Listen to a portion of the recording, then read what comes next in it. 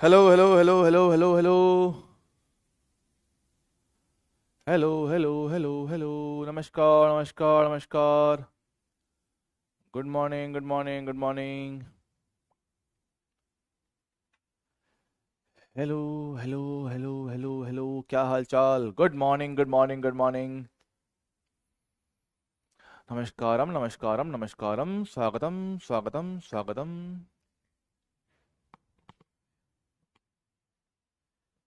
ये लाइव पे क्लिक कर देने के बाद लाइव पे स्क्रीन पे होना लाइव लाइव पर। हाँ नहीं नहीं, इस पे स्क्रीन पे रखो आपका लाइव। वहाँ पे क्लिक कर दो, थोड़ा डिले चल रहा है ना, लेग चल रहा है वही। हाँ इस पे हो गया। Hello hello hello hello hello. Good morning good morning good morning good morning. तो कैसे हैं आप लोग?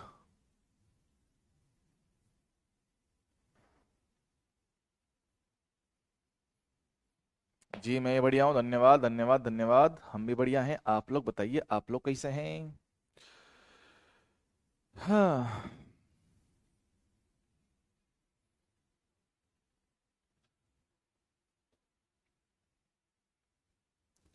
Good morning good morning good morning.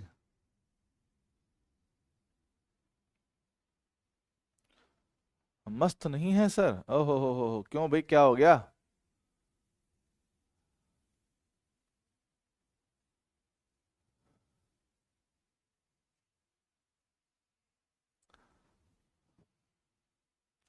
मेरा टी शर्ट का ना, टी शर्ट धुलने को गई है, अभी तक आया ही नहीं है। धोखा हो रहा है मेरे साथ भी। हाँ भाई, नमस्कार नमस्कार नमस्कार। स्वागत है आपका आपके छोटे से प्यारे से नन्हे से मुन्ने से बैच में, जिसका नाम है यकीन नीट हिंदी 2.0 2025। जी सर। जहाँ पे आप लोग तैयारी कर रहे हो आपके नीट 2025 की। जी हाँ सर। तो यहाँ पे आप लोग, अभी तक हमने चैप्टर नया स्टार्ट किया सर, कौन सा? एटम। इसमें अपन एक लेक्चर पढ़ चुके हैं, जिसमें अपन ने काफी सारी छोटी छोटी छोटी बातें हमने कर लिया है, ठीक सर। और अब हम करेंगे सर उसके आगे की थोड़ी सी बातें। हाँ सर, चलेगा सर। तो भैया आओ शुरू करते हैं आज का प्रोग्राम। है किसका बर्थडे? अब पागल वागल हो गया?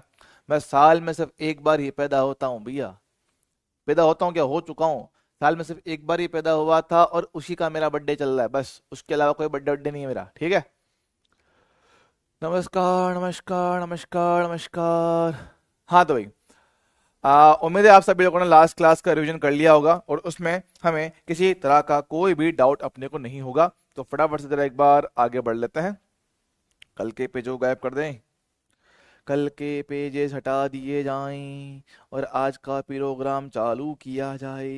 ये सारी बातें तो मैं पढ़ चुका हूँ, पढ़ चुका हूँ पढ़ चुका हूँ पढ़ चुका हूँ पढ़ चुका हूँ पढ़ चुका हूँ। ये हो गया है, ये हो गया है, ये भी हो गया है, ये भी हो गया है, ये भी हो गया है। ठीक सर। ठीक है। चलो, लास्ट क्लास में हमने पढ़ा परमाणु के बारे में। हमने कहा सर परमाणु चीज क्या होती है, सुनिएगा। कि परमाणु को हमने कहा कि भाई क्या है, मेरे पास सर दुनिया में हर एक वस्तु छोटे छोटे छोटे कणों से मिलकर बना होता है, जिन्हें हम लोग क्या बोलते हैं, परमाणु कहते हैं। चल ठीक है। अब सर जब परमाणु होता है, सब परमाणु की जो संरचना है उसके समझाने के लिए सब बहुत सारे साइंटिस्ट ने, बहुत सारे वैज्ञानिकों ने अपनी अपनी पढ़ाई की, और उसके आधार पे अपनी अपनी एक थ्योरी दिया, ठीक सर। जिसमें हमारे पास क्या है, बहुत सारे साइंटिस्ट है ना। एक मेरे पास है थॉमसन भैया। थॉमसन ने कहा कि भैया जो हमारे पास परमाणु होता है वो तरबूज जैसा होता है ना। क्या बोलते हैं? आपका जो परमाणु होता है वो क्या होता है, वो तरबूज जैसा होता है। तो जैसे तरबूज आपका गोल आकार का होता है, उसके अंदर बीज होते हैं सब, बिल्कुल वैसे ही आपका जो परमाणु होता है वो ठोस धनात्मक आवेशित गोला होता है, जिसमें बीच बीच में से कहीं पे आपके इलेक्ट्रॉन टंगे हुए रहते हैं, जो कि बाद में गलत साबित हुआ, ठीक सर। बाद में हमारे आए डाल्टन भैया। डाल्टन भैया ने अपनी एक सिंपल सी थ्योरी दिया। क्या बोलता है कि आपका प्रत्येक वस्तु छोटे छोटे छोटे कणों से मिलकर बना होता है, जिसे हम लोग क्या बोलते हैं, परमाणु कहते हैं। एक ही तत्व के परमाणु आपके एक प्रकार के होते हैं, लेकिन दो अलग अलग तत्वों के परमाणु अलग अलग तरह के हमारे पास होते हैं, ठीक सर। उसके बाद हमने जो कहा कि इसके बाद हमारे पास कौन है, रदरफोर्ड है। रदरफोर्ड ने अपने दो स्टूडेंट थे, मार्सडन और गीगर, उनको बोल के एक एक्सपेरिमेंट करवाया, जिसको बोलते हैं अल्फा कणों का प्रकीर्णन। तो उन्होंने क्या किया, सोने की एक पतली सी झिल्ली पर, पतली सी पन्नी पर आपके अल्फा कणों की बमबारी करवाई। बमबारी करवाई तो ये समझ में आया कि हमारे पास क्या थे, आपके अधिकांश अल्फा कण उसमें से आर पार चले गए। सर कैसे? देखो हमारे पास क्या है, हमारे पास क्या था, एक नाभिक होता है जिसके अंदर न्यूट्रॉन और प्रोटॉन होते हैं, इसके चारों तरफ का भाग क्या थोड़ा सा खाली खाली सा होता है ना। तो हुआ क्या, जब हमने इन पे अल्फा कणों की बौछार करवाई, जब इन पे क्या करा अपन ने, अल्फा कणों की बौछार करवाया, बमबारी करवाया, तो हुआ क्या, अधिकांश अल्फा कण हुए क्या, इसमें से आर पार चले गए। अधिकांश अल्फा कण इसमें से क्या है, आर पार चले गए। तो इससे ये बात समझ में आया कि आपके परमाणु का अधिकांश भाग क्या है, खाली है। ठीक सर। और कुछ कण थे मेरे पास जो कि छोटे मोटे कोण से विचलित हो गए, कुछ थे हमारे पास जो छोटे मोटे कोण से विचलित हो गए। तो इससे यह समझ में आया कि भाई आपका जो अधिकांश धनात्मक भाग है, जो आपका द्रव्यमान है, वो सेंटर के किसी भाग में रखा हुआ है, जिसके बाद में हमने नाभिक का नाम दिया। जिसे हमने बाद में क्या कहा, नाभिक का नाम दिया। अच्छा, और जो इलेक्ट्रॉन के बारे में बात हुई कि सर इलेक्ट्रॉन इसके अंदर तो नहीं है, इलेक्ट्रॉन इसके चारों ओर चक्कर लगाते हैं, इलेक्ट्रॉन चारों ओर चक्कर लगाते हैं। और बहुत हजारों लाखों कोणों में से एक दो कण ऐसे थे जो कि 180 डिग्री कोण से विचलित हमारे पास हो गए थे। तो हमने कहा था विचलित होने वाले कणों की संख्या समानुपाती होता है 1/sin की पावर 4 थीटा बटा 2। हाँ सर, थीटा कोण से विचलित होने वाले कणों की संख्या हमने इस फॉर्मूला से दिया था। तो जी हाँ, ये बात मेरे को अच्छे से याद है। इसके अलावा हमने एक पढ़ा था, कौन सा एक टर्म पढ़ा था, इंपैक्ट पैरामीटर। हमने पढ़ा था एक क्या, इंपैक्ट पैरामीटर, ऐसी कोई चीज हमने पढ़ा था। ये क्या होता है, इंपैक्ट पैरामीटर होता है कि जो नाभिक की जो केंद्रीय रेखा होती है, यहां से अल्फा कण की जो लंबवत दूरी होता है, उसको हमने कहा था इंपैक्ट पैरामीटर। ये जो बी होता है समानुपाती होता है किसके, कोट थीटा बटा 2 के। तो इस समय ये बात समझ में आई कि वह कण जिसके लिए इंपैक्ट पैरामीटर संगत प्राचल 0 होता है, उसके लिए आपका विचलन कोण कितना आता है, 180 डिग्री हमारे पास आता है। चल ठीक है। और उसके अलावा हमने एक छोटा सा प्यारा सा कॉन्सेप्ट हमने इसमें पढ़ा था कि ये क्या था, न्यूनतम पहुंच का दूरी। न्यूनतम पहुंच का दूरी, तो हमारे पास क्या था कि एक अल्फा कण को किसी ऊर्जा के साथ हमने आगे फेंका था। अब इस पे मेरे पास क्या है, आपका आवेश होता है प्लस का 2e के बराबर। ये जा रहा है किसी नाभिक की ओर, नाभिक पे जो मेरे पास आवेश कितना, प्लस का Ze होता है। दोनों में क्या है, धनात्मक आवेश है। धनात्मक आवेश है तो इस पे होता है प्रतिकर्षण बल, जिसकी वजह से इसकी रफ्तार लगातार कम होता है। कम होते होते होते होते होते एक पॉइंट ऐसा आता है जहां पे इसकी रफ्तार 0 हो जाती है और ये घूम के वापस चला जाता है। तो इनके बीच की न्यूनतम दूरी d हमने निकाला था। कैसे निकाला था, ऊर्जा संरक्षण से, कि प्रारंभ में कितना ऊर्जा है, फिर अंत में कितना ऊर्जा है, इन दोनों का आपस में बराबर करके आपने इनके बीच की न्यूनतम पहुंच का दूरी प्राप्त किया था। उम्मीद है भाई सारी जनता इसको पढ़ पुढ़ा के आई होगी, सारी जनता इसको पढ़ पुढ़ा के आई होगी। क्या मेरी बात सही है क्या, हाँ जी साहब, ये बात एकदम एकदम एकदम परफेक्टली करेक्ट है। जी हाँ जी हाँ जी हाँ सर। चलो भाई चलो भाई, उम्मीद है इसमें हमें किसी तरह की कोई समस्या नहीं होगी मेरे दोस्त। हाँ जी साहब, चलो भाई आगे बढ़ते हैं। ठीक है। अच्छा सर, अब हमने इसके आधार पे आपको एक क्वेश्चन होमवर्क के तौर पे दिया था, ये वाला। उम्मीद है आप लोगों ने ट्राई किया होगा। मैं अभी करके दिखाता हूं।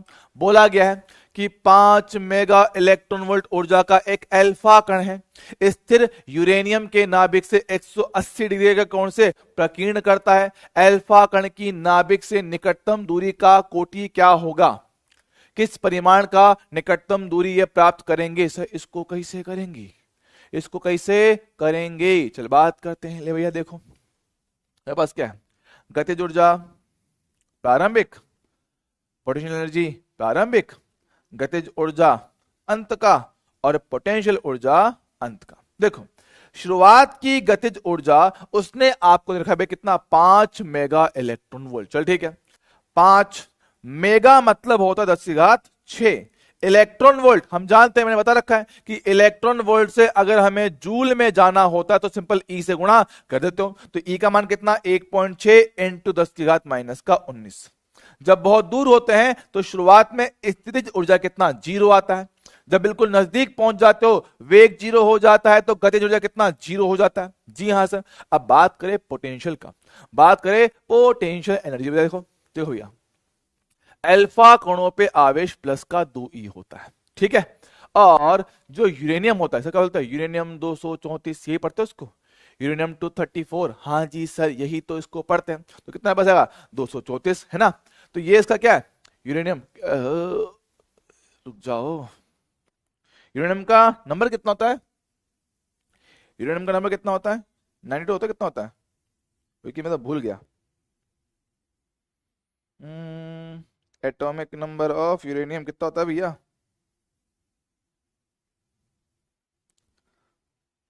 92 होता है, 92 होता है, 92 होता है ना। तो यूरेनियम मेरे पास होता है 92, यूरेनियम 234, ये होता है, ठीक है। तो इस पे जो आवेश होगा सर वो कितना, Z इंटू ई, मतलब कि 92 इंटू ई होगा। हाँ सर, तो लिखे के पहला आवेश 2e, दूसरा आवेश 92e, डिवाइड में कितना, इनके बीच का न्यूनतम दूरी r। चलेगा क्या, हाँ जी सर चलेगा। जरा बात करते हैं, देखो मेरे पास एक चीज समझना कि सर एक ई से एक ई काट दूं, कितना बचा मेरे पास, 5 इंटू 10 की पावर कितना, 6 यहां बचा है।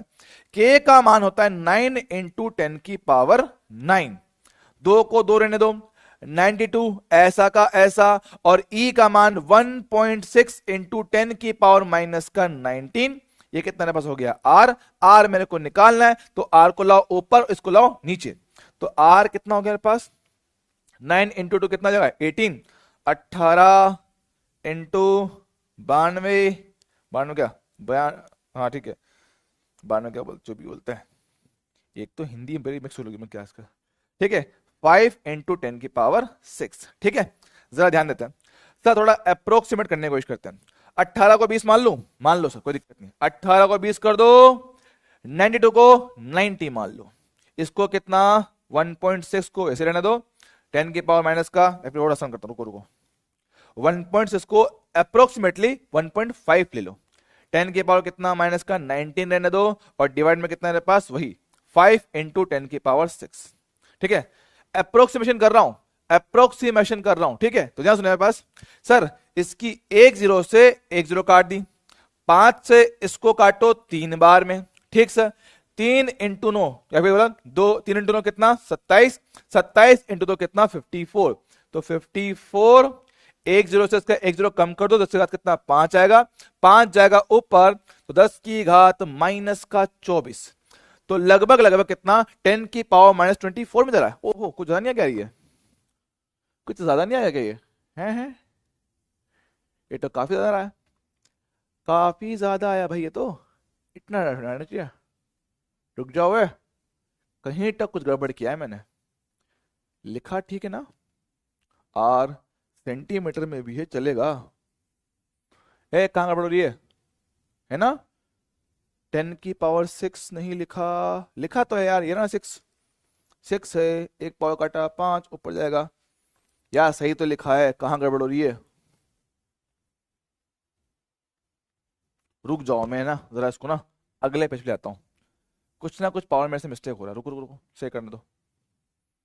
18, रुको, 18 का मैंने लमसम कितना 20 मान लिया, इसको कितना 90 मान लिया, ये 1.5 ले लिया, पावर कितना 10 की पावर 6 था, ठीक है यही था, हाँ 6 ने 19 है, माइनस का 19 है, और ये कितना 5 इंटू 10 की पावर 6 है, ठीक है सही है, यस 5 इंटू 10 की पावर 6 है, लिखा अपन ने ठीक ही है, सही है।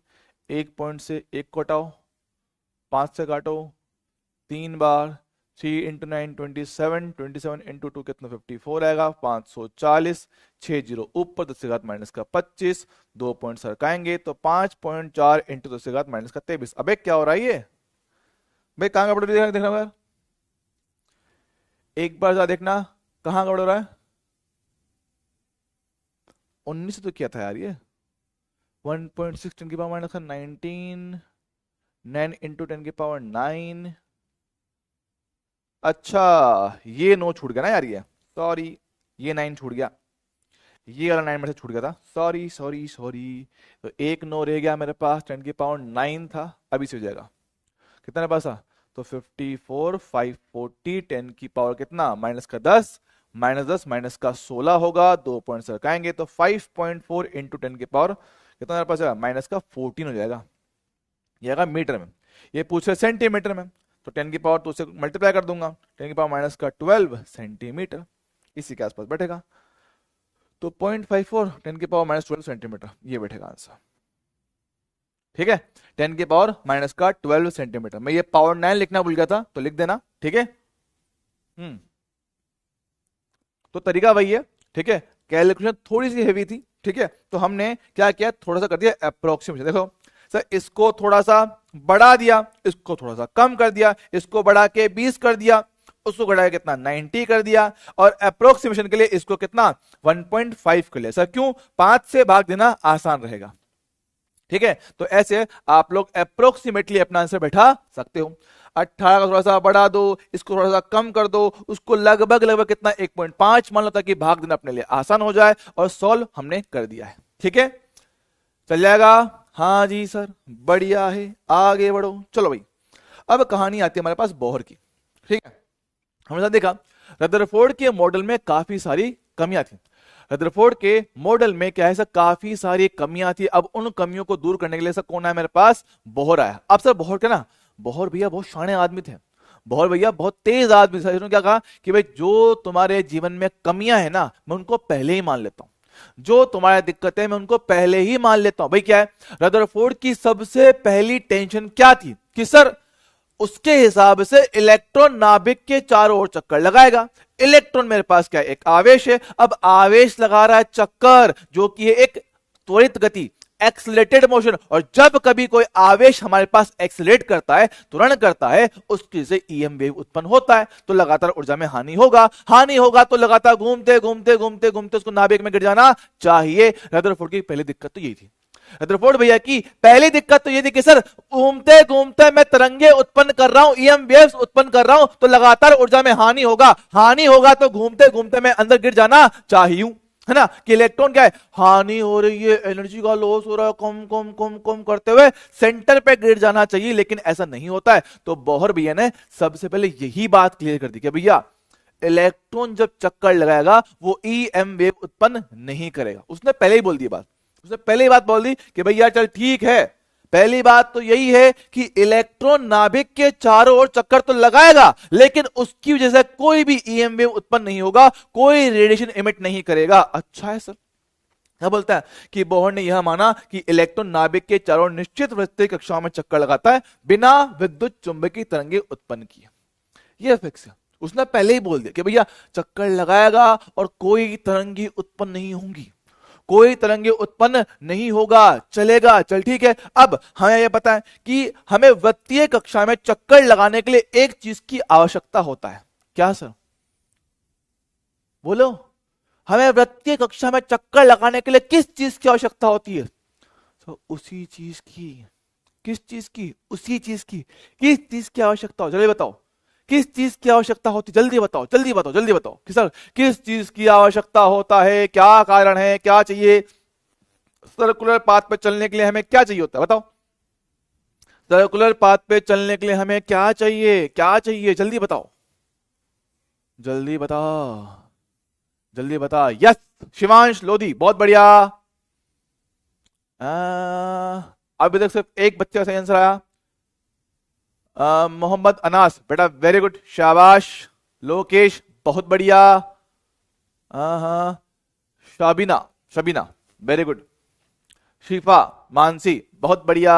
Sir centripetal force, centripetal force, अभी केंद्रीय बल, अय सर केंद्र की ओर लगने वाला बल। यस यस यस, याद करो कि सर जब कभी किसी भी कण को वृत्तीय कक्षा में चक्कर लगाना होता तो हमें केंद्र की ओर एक बल की आवश्यकता होता, जिसे आप लोग क्या कहते हो, अभी केंद्रीय बल। याद है क्या? हाँ सर, हम इसको क्या बोलते हैं, अभी केंद्रीय बल। तो भाई अगर इलेक्ट्रॉन चक्कर लगाएगा तो उसे भी एक अभी केंद्रीय बल की आवश्यकता होगा, उसे भी क्या है, एक सेंट्रीपिटल फोर्स की आवश्यकता होता है। आपसे ये फोर्स कहां से आएगा, ये फोर्स कहां से आएगा? तो हमें एक बात पता है कि सर यहां पर नाभिक है, नाभिक के चारों इलेक्ट्रॉन भैया क्या है, चक्कर लगा रहे हैं। नाभिक पे से क्या होता है सर, नाभिक पे होता है धनात्मक आवेश Ze के बराबर। सर कैसे पता आपको, हमने कल ही तो बताया था। Z होता है परमाणु क्रमांक, और जो परमाणु क्रमांक होता है वो दर्शाता है प्रोटॉन की संख्या को। सर ठीक है, Z मेरे पास क्या भैया, ये होता है आपका परमाणु क्रमांक, एटॉमिक नंबर, परमाणु क्रमांक होता है। जी हाँ सब है ना, ये दर्शाता भैया नंबर ऑफ प्रोटॉन्स को। अगर नंबर ऑफ प्रोटॉन से तो उन पे आवेश कितना होगा, एक पे होता है प्लस का ई, जेड का मिला के Ze, तो प्लस Ze नाभिक पे धनात्मक आवेश रहता है। अच्छा, और उसके अलावा इसके चारों तरफ इलेक्ट्रॉन नाम का छिछोरा चक्कर लगाता है, इलेक्ट्रॉन नाम का छिछोरा चक्कर लगाता है। सर यह धनात्मक आवेश, यह ऋणात्मक आवेश, एक धनात्मक एक ऋणात्मक, एक धनात्मक एक ऋणात्मक, तो छिछेरे को लड़की से प्यार हो गया। हाँ सर, सुंदर सुंदर कन्या, छिछोरा लौंडा है। हाँ सर, अब ये चक्कर लगा रहा है, इनके बीच में होगा आकर्षण, तो भैया ये हुआ अट्रैक्शन। तो ये जो अट्रैक्शन फोर्स होता है इनके बीच में, कौन सा, कूलम्ब का बल, यही मेरे लिए सेंट्रीपिटल फोर्स का कार्य करता है। यही इनके बीच में क्या है, सेंट्रीपिटल फोर्स का कार्य करता है, अट्रैक्शन है। अच्छा चल बात करते हैं, क्या कूलम्ब का बल कहता है ये होता है K Q1 Q2 बटे R स्क्वायर। जी हाँ, और सेंट्रीपिटल फोर्स का फॉर्मूला होता है mv स्क्वायर बटे R। हाँ सर, तो यही बल मेरे पास क्या है, सेंट्रीपिटल का कार्य करता है। यही फोर्स मेरे पास क्या है, सेंट्रीपिटल का कार्य करता है। ओके सर, तो सेंट्रीपिटल कोई अलग से बल नहीं है ना, सेंट्रीपिटल कोई अलग से लाया गया बल नहीं है, जो वहां पे है वही सेंट्रीपिटल का काम करता है जो केंद्र की ओर लग रहा हो। अच्छा है सर, तो बात समझते हैं। सर ये वाला बल काम करता है सेंट्रीपिटल का। अच्छा सर, ये कितना है पास के Q1 का वैल्यू Ze, दूसरा आवेश छोटा e, दूरी कितना R का स्क्वायर, R क्या भैया इनके बीच की दूरी है। सेंट्रीपिटल फोर्स mv स्क्वायर बटा R, समीकरण नंबर 1, ये आपका बल होता है जो इन्हें वृत्तीय पथ में चलने के लिए हेल्प करता है। क्लियर है क्या, बोलो भाई। हाँ जी साहब, एकदम बढ़िया, परफेक्ट परफेक्ट परफेक्ट। तो भैया बोहर का पहला पॉइंट हमें फिलहाल याद रखना है, ठीक है, बोहर का पहला पॉइंट हमें याद रखना है, ठीक सर, चलेगा। हाँ सर, अब रदरफोर्ड की दिक्कत नंबर 2, रदरफोर्ड की दिक्कत नंबर 2 कि सर इलेक्ट्रॉन चक्कर तो लगा रहा है, लेकिन कौन सी कक्षा, क्या उनका त्रिज्या होगा, क्या कंडीशन होगा, क्या वो कहीं पर भी चक्कर लगा सकता है ना। तो उसका जवाब दिया बोहर की दूसरी परिकल्पना ने, कि भैया उसने दूसरी परिकल्पना क्या बोला कि भैया इलेक्ट्रॉन सिर्फ और सिर्फ उन्हीं कक्षाओं में चक्कर लगाएगा जिनका कोणीय संवेग h/2π का पूर्ण गुणांक होगा। सर मतलब देखो बात करते हैं, सर हम कह रहे हैं कि मेरे पास नाभिक है, यस सर, नाभिक के चारों इलेक्ट्रॉन चक्कर लगा रहा है, लगाने दो, है ना, बात सुनो। तो भाई जब इलेक्ट्रॉन यहां चक्कर लगा रहा है, इसका वेग कुछ ना कुछ v रहा होगा, इसकी सेंटर से दूरी कितना r रहा होगा, द्रव्यमान m रहा होगा। हम जानते हैं ना कि जब वस्तु चक्कर में लगाता है, रोटेशन करता है, वृत्तीय गति करता है, तो उसका मेरे पास आता है आपका एंगुलर मोमेंटम, कोणीय संवेग। कोणीय संवेग आपको याद होगा, अंग्रेजी में इसे कहते हैं एंगुलर मोमेंटम।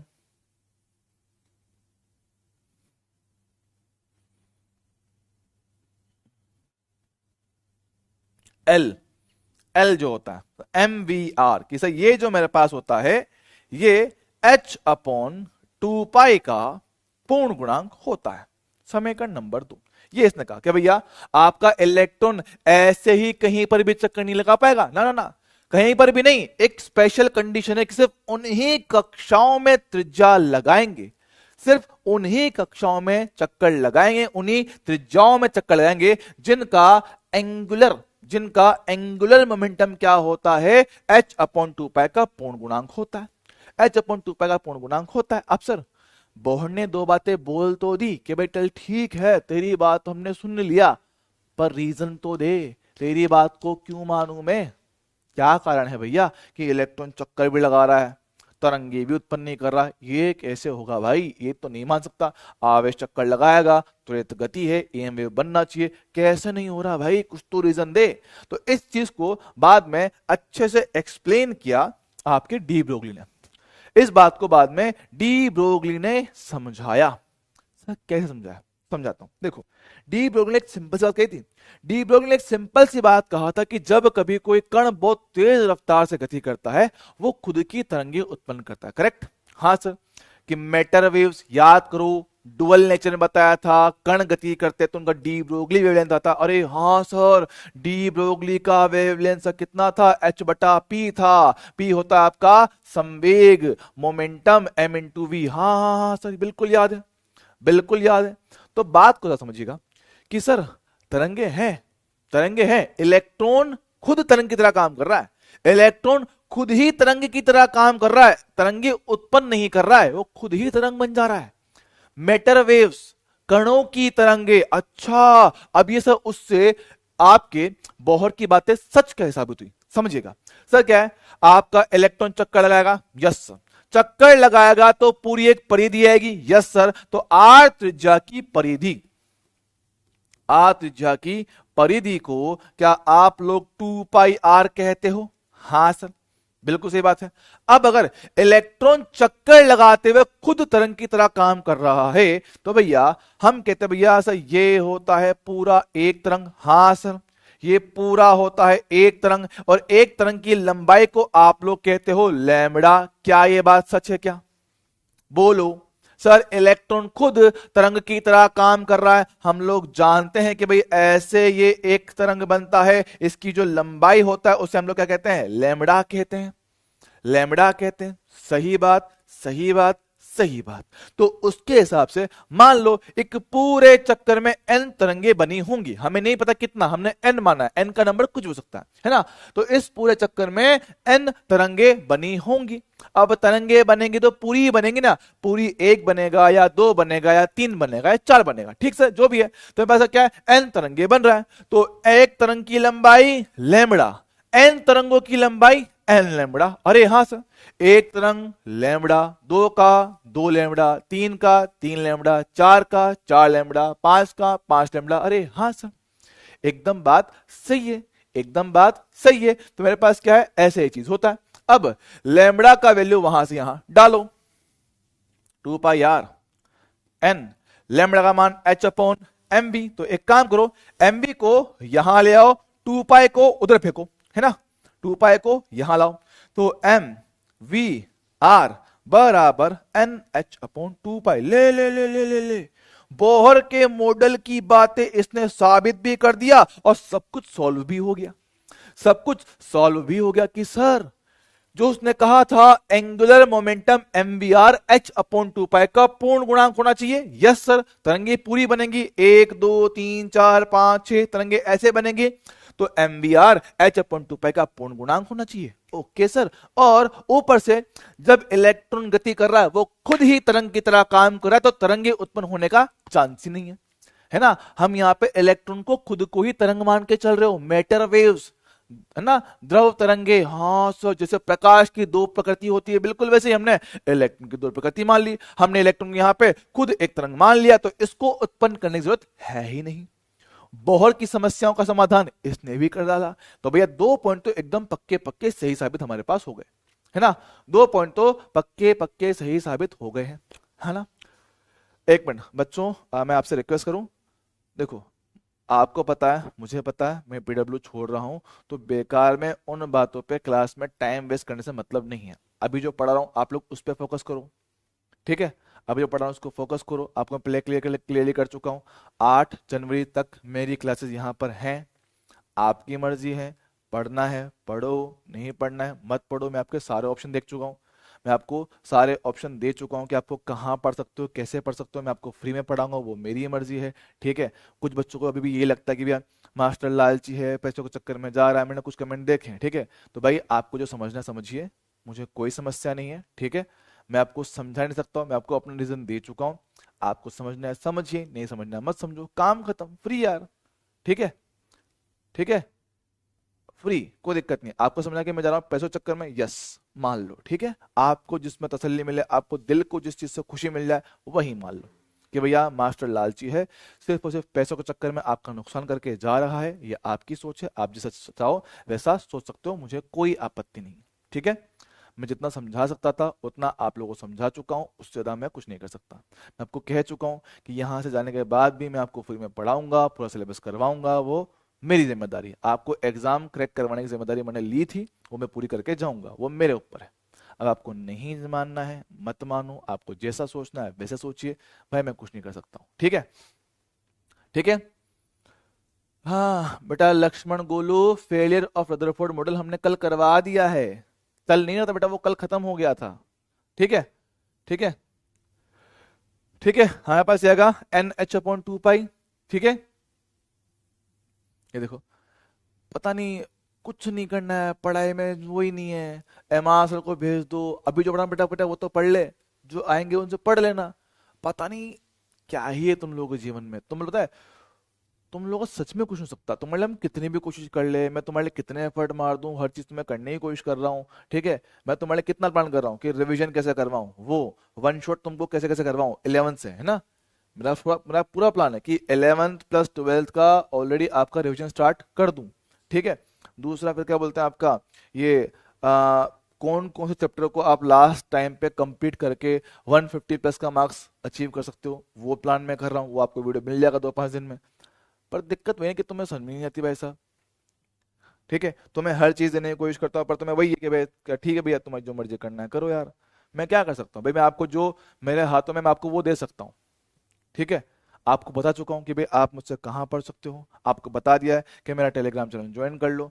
अब तुम बैठ के यहाँ के बकेती काटते हो, सर कहाँ पढ़ाओगे क्या करोगे ये, और क्लास से निकलने के बाद पता भी नहीं चलता है कि भाई साहब हम लोग कहाँ जाएंगे, हम लोग कहाँ जाएंगे, कि सर हम किससे पढ़े क्या नहीं पढ़े, हम टेलीग्राम चैनल कहाँ ज्वाइन करें, कोई पूछ भी नहीं रहा है। तुम्हें बताऊं ईमानदारी से, चल बताऊं, यहाँ पे जितने बच्चे बकेती काट रहे हैं कि सर हम आपसे कहाँ पढ़ सकते हैं, क्या तुमने क्लास के बाद कहीं से भी टेलीग्राम चैनल ज्वाइन करने की कोशिश करी? नहीं करी। तुम क्यों बकेती काट रहे हो? तुम्हें तुम्हें चिंता ही नहीं है। तुम्हें सिर्फ चिंता जब तक क्लास चल रही है तब तक होता, क्लास खत्म होते ही कौन फिजिक्स काहे का मास्टर काहे का नीट, चलो हटाओ यहाँ से। बेटा लक्ष्मण गोल्डू बेटा थर्ड पॉइंट करवा चुका हूँ, वो उतना ही पॉइंट जितना लिखा हुआ है। थर्ड पॉइंट बेटा वो उतना ही था जितना वहां पे लिखा हुआ था कि इलेक्ट्रॉन किन कक्षाओं में चक्कर लगाता है उनके बारे में जानकारी नहीं थी, कि किस कक्षा में चक्कर लगाएगा वो नहीं बताया गया था, वो उतना ही पॉइंट था, ठीक है, ठीक है, ठीक है। चलो बात समझते हैं। तो 2 पॉइंट क्लियर हो गया।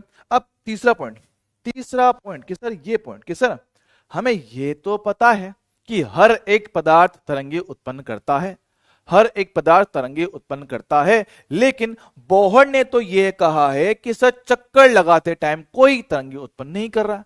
सर फिर प्रकाश आया कहां से, फिर पदार्थ से तरंगे निकल कैसे रही है? इसने तो साफ साफ कहा है कि जब तक इलेक्ट्रॉन चक्कर लगा रहा है उसकी वजह से कोई तरंगे उत्पन्न नहीं होंगी, कोई ईएम वेव मेरे पास नहीं आएगी। क्या कह रहे हैं, हमारे पास जब तक इलेक्ट्रॉन चक्कर लगा तब तक कोई ईएम वेव नहीं आएगी, कोई प्रकाश उत्पन्न नहीं होगा। लेकिन सर आपने तो क्लियरली ये बात कहा कि हम हर एक वस्तु हर एक तापमान पे प्रकाश का उत्सर्जन करता है, रेडिएशन एमिट करता है, विकिरण उत्पन्न करता है। पर सर ये कैसे हो रहा है? फिर आपने कहा एक जगह तो कि ईएम वेव नहीं आएंगी और एक जगह कह रहे हो कि प्रकाश उत्पन्न होता है। सर ये थोड़ा कंफ्यूजन है, समझाता हूं। देख, बोहर ने एक बात कहा कि विकिरण तब तक नहीं आएगी जब तक वो चक्कर लगा रहा है। क्या कह रहा हूं? विकिरण तब तक नहीं आएगी जब तक इलेक्ट्रॉन चक्कर लगा रहा है।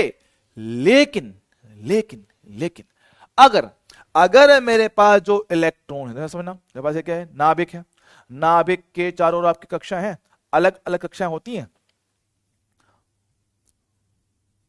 तो उसने यह कहा कि जब तक इलेक्ट्रॉन बाबू यहां चक्कर लगा रहे हैं हमें कोई समस्या नहीं, घूमते रहो कोई दिक्कत नहीं है, कोई ईएम वेव नहीं आएगा। लेकिन लेकिन लेकिन लेकिन ये जो इलेक्ट्रॉन अगर उच्च ऊर्जा कक्षा से निम्न ऊर्जा कक्ष में छलांग मारता है, अच्छा तो जब कभी इलेक्ट्रॉन उच्च ऊर्जा से निम्न ऊर्जा कक्ष में छलांग मारता है तब मेरे पास प्रकाश का उत्सर्जन होता है। अच्छा, तो हाई एनर्जी ऑर्बिट से, उच्च ऊर्जा कक्ष से निम्न में छलांग मारा, तब जाके मेरे पास यहां से फोटोन उत्सर्जन होता है, जिसको आप लोग प्रकाश का नाम देते हो, जिसको आप लोग रेडिएशन कहते हो। अच्छा,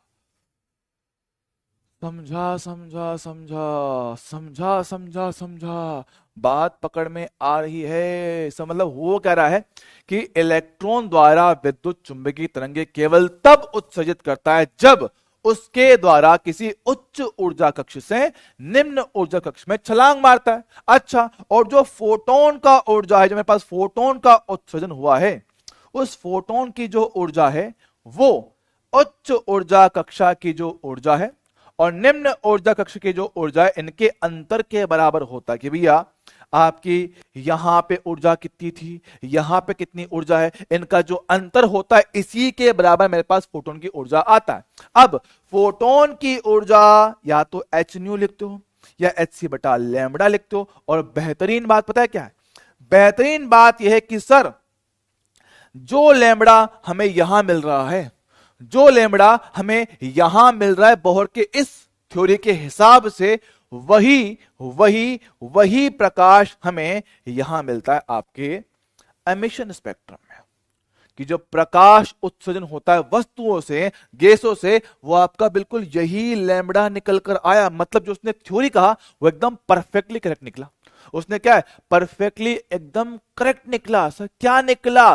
कि भैया उसने एक सिंपल सी बात कहा कि मेरे पास जो फोटोन आ रहा है, जो मेरे पास क्या है, फोटोन आ रहा है, वो जो ऊर्जा है वो दोनों ऊर्जा कक्षाओं के अंतर के बराबर है। तो उसके लिए जो मेरे पास आवर्ती या लैम्बडा आता है वो सेम टू सेम निकला जो आपके एमिशन स्पेक्ट्रम में आ रहा था। अच्छा, तो मतलब कि तीसरा पॉइंट भी एकदम करेक्ट साबित हो गया। तीसरा पॉइंट भी एकदम करेक्ट साबित हो गया। अच्छा है सर, बात समझ में आ गई। तो बोहर ने जो 3 पॉइंट दिए ना, तीनों से भी काम तो एकदम मस्त बैठ रहा है ना। मेरे पास क्या है, तीनों से एकदम सही काम बैठ रहा है सर। ठीक है, अब मैंने आपको कल समझाया था कि देखो कंटीन्यूअस स्पेक्ट्रम में क्या होता है, आपको सातों रंग दिखते हैं। कंटीन्यूअस स्पेक्ट्रम में आपको सातों के सातों रंग दिखाई। सर कौन सा? VIBGYOR, violet, indigo, blue, green, yellow, orange, red. हाँ सर, आपको सातों रंग दिखाई देते हैं, आपको सातों रंग दिखाई देते हैं। हाँ जी सर। बेटा अनामिका, मैं तेरा घुमा के ऐसे चाटे मारूंगा ना, भी बच्चे रिप्लाई दे रहे हैं फिर भी लगातार उसी चीज पे कमेंट कर रहे हैं, घुमा के रेपटा मारूंगा तेरा मैं भी। पढ़ ले शांति से, ठीक है, पढ़ ले शांति से, बेकार में स्पैमिंग मत करे। ठीक है,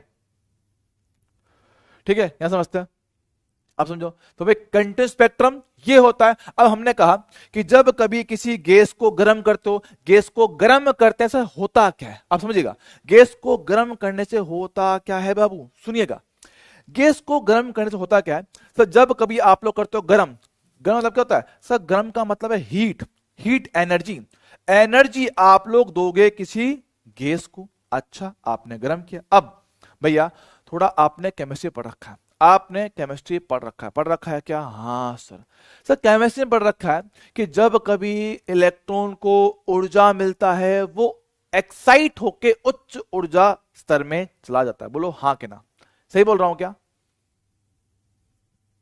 बोलो बोलो, क्या सही बोल रहा हूं क्या? क्या आपने केमिस्ट्री में यह बात पढ़ रखा है क्या कि सर जब कभी इलेक्ट्रॉन को ऊर्जा मिलता है वो एक्साइट होके उत्तेजित होके निम्न ऊर्जा स्तर से उच्च ऊर्जा स्तर में कूद जाता है। बोलो हाँ कि ना? सही बोल रहा हूं क्या? सही बोल रहा हूं क्या? ऐसा होता है क्या? होता है? हाँ सर बिल्कुल होता है। तो मान मेरे पास क्या है, कोई ऊर्जा स्तर रहा होगा N1, कोई ऊर्जा स्तर रहा होगा N2, यहां पे आपका कोई इलेक्ट्रॉन रहा होगा। तो क्या होता है, जब कभी आपने गर्म किया, गर्म किया मतलब आपने उसको हीट एनर्जी प्रोवाइड किया, तो जैसे इलेक्ट्रॉन को ऊर्जा मिलता है ये उत्तेजित होकर उच्च ऊर्जा कक्षा में पहुंच जाता है। अच्छा, पहुंच जाता है ऊपर, ठीक सर, ऊपर पहुंच जाता है। अब ऊपर तो पहुंच गया, ऊपर तो पहुंच गया। हम जानते हैं कि उच्च ऊर्जा स्तर में ये जो इलेक्ट्रॉन है स्थायी नहीं होता है, स्टेबल नहीं होता है, तो ज्यादा समय वहां नहीं रुकता है, ये वापस नीचे कूदता है। वापस नीचे कूदता है, वापस नीचे कूदता है। सर जी हां जी हां जी हां। तो उच्च ऊर्जा स्तर से निम्न ऊर्जा स्तर में जब इलेक्ट्रॉन कूदा तो वहां से निकला मेरे पास क्या है, फोटोन। फोटोन मतलब क्या है, प्रकाश। और वही प्रकाश आपको स्क्रीन पर देखने को मिलता है, वही प्रकाश स्क्रीन पर देखने को मिलता है। तो हुआ क्या भैया, गैस को गर्म किया, उससे प्रकाश निकला, उसको आपने प्रिज्म पर डाला।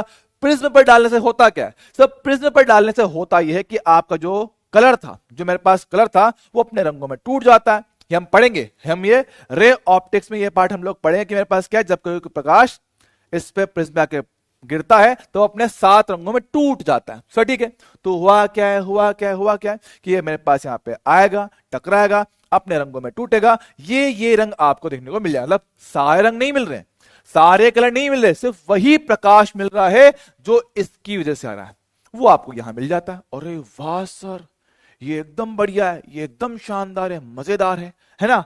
और ये जो डायग्राम है क्या बोलता है, इसको बोलता है एब्जॉर्प्शन स्पेक्ट्रम, अवशोषण स्पेक्ट्रम बोलते हैं। किसने समझाया नहीं होगा, मैं समझाता हूं।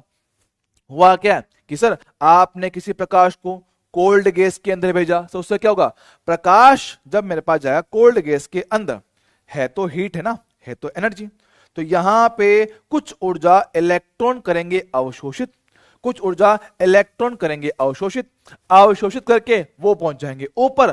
तो जो प्रकाश अवशोषित हुआ है वो बाहर नहीं आ पाएगा, जो प्रकाश अवशोषित हुआ है वो बाहर नहीं आ पाएगा। तो जो अवशोषित हो गया वो बाहर नहीं आ पाया, तो जो बाहर नहीं आया वहां पे क्या मिल गया, काला काला काला काला काला। अरे वाह, तो जो प्रकाश अंदर अवशोषित हो गया वो बाहर नहीं आ पाया, वहां मिल गया काला काला। और जो बाहर आया था वो एमिशन था, जो रुक गया वो एब्जॉर्प्शन पे रह गया। अरे वाह सर, ये बात एकदम सही है। हालांकि इतने काम की नहीं, लेकिन हाँ हम लोग नाम इनका पढ़ते हैं, कोई इनका मतलब आपको समझाता नहीं है, कोई आपको इनका मतलब समझाता नहीं कि भाई हाँ ये चीजें क्या होती।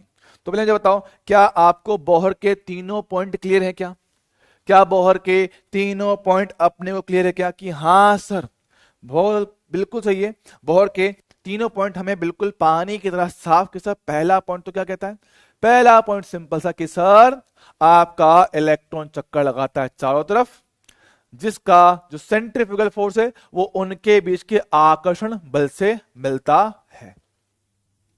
ठीक सर। नंबर 2 कि इलेक्ट्रॉन सिर्फ उन्हीं कक्षाओं में चक्कर लगाएगा जिनका एंगुलर मोमेंटम, कोणीय संवेग h/2π का पूर्ण गुणांक होगा। पूर्ण गुणांक का मतलब है कि n का वैल्यू 1 2 3 ऐसे आ सकता है।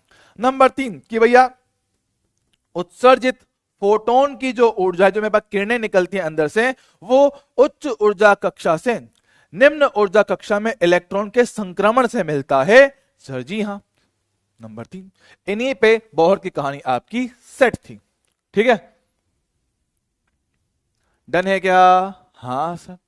तो अब इन पे आधारित हम लोग कुछ छोटे मोटे सवाल देख लेते हैं जो एग्जाम में आपसे पूछ सकता है। लो भैया, सवाल नंबर 1, किसी इलेक्ट्रॉन की nवीं कक्षा का कोणीय संवेग। सर बोहर की परिकल्पना के हिसाब से जो आपका कोणीय संवेग होगा L, वो h/2π का पूर्ण गुणांक होना चाहिए। तो NH/2π, ऑप्शन कौन सा, सी। आए हाय, क्या बात, मजा आवी गयो। अगलो सवाल आपकी नजरा के सामने ई प्रस्तुत है।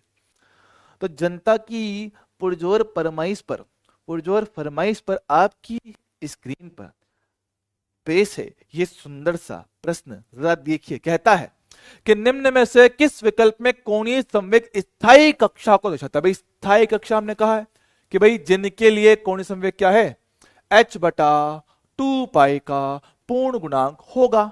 चेक करें, ले भाई आओ। सर ये कितना h/π है, हाँ सर h/π, लेकिन सर हमें तो बटे में 2π चाहिए, तो कोई बात नहीं, 2 से गुणा और भाग कर लो। क्या ये h/2π का पूर्ण गुणांक है, यस सर, डन। सही है क्या, हाँ सर। 3π देखना इसको, सर लिखा है h/3π, h/3π, पर सर मेरे को तो बटे में 2 चाहिए, तो कोई बात नहीं, 2 से गुणा और भाग कर लिया। अब देख 2 को रख साथ में, तो भैया 1 2 ऊपर वाला बाहर, 3 भी बाहर, कितना आया, h/2 पाई। देखना तो क्या h/2 पाई का पूर्ण गुणांक है क्या ये? नहीं सर, ये पूर्ण अंक तो नहीं है। ये पूर्ण अंक नहीं है मतलब कि ये वाला ऑप्शन गलत होगा। बहुत ही बढ़िया। यहां बात करो सर, वही कहानी, 2 से गुणा और भाग सब, 5h बटा कितना है, 3 पाई। ओके, 2 से गुणा और भाग करो। ओके, h/2 पाई को रखा जाए अलग, 5 × 2 10 बटे में कितना, 3। क्या ये कोई पूर्ण अंक है क्या? ना जी ना, पूर्ण अंक नहीं है, तो ये भी क्या हो गया, गलत हो गया। बहुत बढ़िया। यहां बात करता हूं सर, 7h/2 पाई, सॉरी 4 पाई है सर, ठीक है। 2 से गुणा और भाग कर लो, तो h/2 पाई को अलग, h/2 पाई को अलग, 7 × 2 14, सब बटे में कितना पास 4 भी है। यस सर, ठीक सर। तो 7 × 2 14, 4 अलग से रखा, काटा पीटी करा, 7/2 h/2 पाई। क्या ये कोई पूर्ण अंक है? नहीं सर, ये भी पूर्ण अंक नहीं है, तो ये मेरे पास क्या है, गलत। तो सर खाली ऑप्शन ए मेरे पास सही आंसर होगा, सिर्फ ऑप्शन ए सही आंसर होगा, ऑप्शन ए सही आंसर होगा। तो के बाजू कम से कम देख तो लो, तो का तो देख के मारो, ऑप्शन ए सही आंसर है। नालायकों, ये बहुत काम का चैप्टर है। अलशिफा, नहीं देखेंगे सर अभी, है ना? सर तो अंधे हैं, सर तो बेवकूफ है, सर को थोड़ी समझ में आता है ना? मोहम्मद शहबाज बातें कर ले सर, अभी नहीं देखे। शर्म नाम की चीज नहीं भाई, कतई शर्म नाम की चीज नहीं है। क्यों माँ बाप का पैसा बिगाड़ रहे हो? क्यों पैसा बिगाड़ रहे हो? सर तो अंधे हैं, सर तो बेवकूफ है, सर क्यों देखेंगे, है ना? अलशिफा, तेरा बाप का पैसा क्यों बिगाड़ रहे? जानवर, गधेड़ी, बेवकूफ, उल्लू, गधी।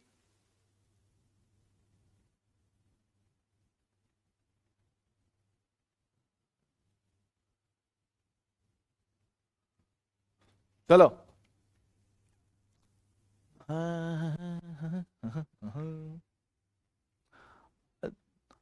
अच्छा, लड़की है, बॉय है, ओहो फिर तो और बढ़िया है। ये तो खुद पे बेइज्जती है। नाम, भाई साहब मतलब मैं सही था, मतलब मैं सही था। ये देश में ये बीमारी फैल चुकी है, देश में ये बीमारी फैल चुकी है। सारे लड़के लड़कियां बन के घूम रहे। भाई ऐसी भी क्या मजबूरी आ गई तुम्हें कि तुम्हें लड़की बनना पड़ रहा है? क्या तुम्हें शौक है घाघरा चोली पहनने का? क्या तुम्हें शौक है घूंघट ओढ़ने का? क्या तुम्हें शौक है कि सुहागरात पे कोई तुम्हारा घूंघट उठाए? हैं? ये कैसे शौक पाल रखे तुम लोगों ने वे? हैं? या कैसे शौक पाल रखे तुमने? अगर ये लड़का है, भाई साहब लानत है तेरे ऊपर भाई, सच में लानत है। एल वाली, कैपिटल एल में लानत है। ये क्या शौक पड़ रहा है भाई आजकल, है? घाघरा चोली पहन के भाई साहब।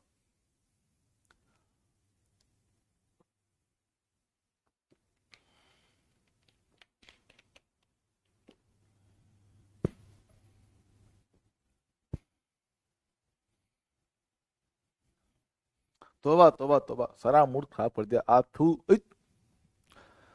चलो भाई आगे बात करते हैं। अगलो सवाल आपकी नजरारे सामने ई प्रस्तुत है। ई सवाल नीट 2024 का सवाल है, जिस पे बड़ी सी समस्या हो गई थी, जिसके लिए फाइनली आईआईटी से कांटेक्ट किया गया कि भाई साहब मार साहब, एनटीए वालों से तो क्वेश्चन हो नहीं पाया, आप जवाब दो इसका क्या सही आंसर होगा, जवाब दो इसको। ये वो सवाल है जो नीट 2024 में सबके दिमाग का दही कर बैठा था। हाई कोर्ट ने भी हाथ जोड़ लिए थे कि भैया हमसे ये सवाल नहीं हो पाएगा। तो हाई कोर्ट ने जब बोला कि भाई हमसे सवाल नहीं हो पाएगा, तो फाइनली हमसे बोला गया कि भाई जाओ आईआईटी से कांटेक्ट करो, शायद आईआईटी वाले लोग इसको कर पाए। तो आईआईटी को ये क्वेश्चन दिया गया, फिर उन्होंने एक जवाब दिया, फिर उसी को सही मानकर बच्चों की रैंक को फिर से ऊपर नीचे कर दिया गया। भाई देखो क्या बोलता है ये,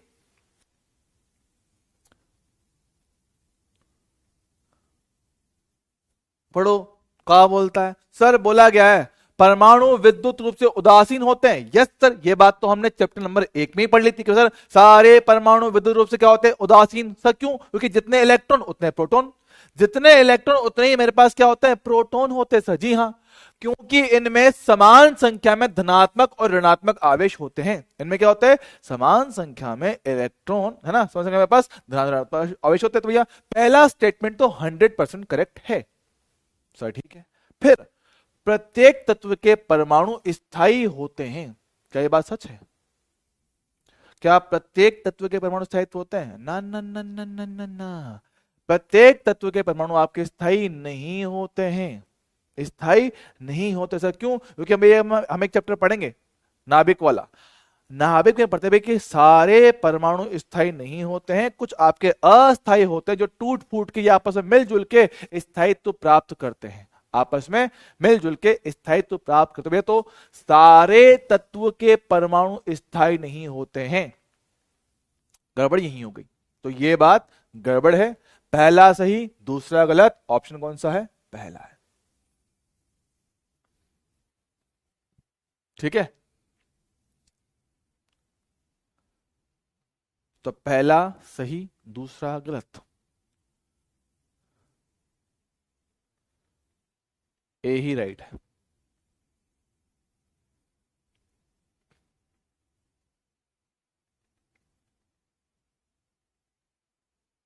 नहीं बेटा अलशिफा, बुरा मान मेरी बात का, मैं तो कह रहा हूं बुरा मान मेरी बात का, बनता है बुरा मानना। ऐसी हरकतें करोगे तो बुरा मान, मैं तो कहता हूं बुरा मान, घर जाके एक बार खुद को चाटाटे मार ले, जरूरी है, ठीक है, चलेगा। हाँ सर आगे बढ़ते हैं, है ना। ए समझ नहीं आया कि बेटा, क्यों समझ नहीं आया? ये समझ में क्यों नहीं आ, जरा बताना मुझे एक बार, ये क्यों नहीं आया, इसमें क्या दिक्कत है? बड़ा नहीं, इसमें फर्क क्या है, इसमें डाउट ये था कि आपकी पुराने वाली एनसीईआरटी के हिसाब से आपका ऑप्शन ए, मतलब क्या बोलता ना, आपका सेकंड स्टेटमेंट गलत था, और नई वाली एनसीईआरटी के हिसाब से ये सही था, ठीक है। तो दो दो एनसीईआरटी थी, उनके चक्कर में दिक्कत था, इसलिए मेरे पास ये हुआ था, ठीक है। ठीक है, बात समझो। तो हम कहते हैं भैया विद्युत रूप से उदासीन क्यों होता है? भाई हमने पढ़ रखा है कि भाई जितने इलेक्ट्रॉन, जितने नंबर ऑफ इलेक्ट्रॉन है उतने नंबर ऑफ प्रोटॉन होते हैं, तो जितना माइनस चार्ज है उतना मेरे पास प्लस चार्ज है, इसलिए मेरे पास क्या होता है, विद्युत रूप से उदासीन होता है ना, पढ़ा हुआ है। तो नीट 2024 का सवाल है, ठीक है। अगला सवाल ये हो, कहता हूं जिसने ये कर दिया मजा आ जाएगा, ये भी आपके नीट 2024 का सवाल है, फटाफट से सोल्व करो, इसका आंसर क्या आएगा, सोल्व करो। नीट 2024 का जवाब दो, सब लोग इसको सोल्व करेंगे। देखो बच्चों सिंपल सी बात है, क्लास में अगर तुम लोग डिस्टरबेंस क्रिएट करोगे तो तुम्हारा मार खाना बनता है, बेइज्जती की जाएगी, घनघोर घनघोर बेइज्जती की जाएगी, उसमें कोई रियायत नहीं दी जाएगी आप लोगों को।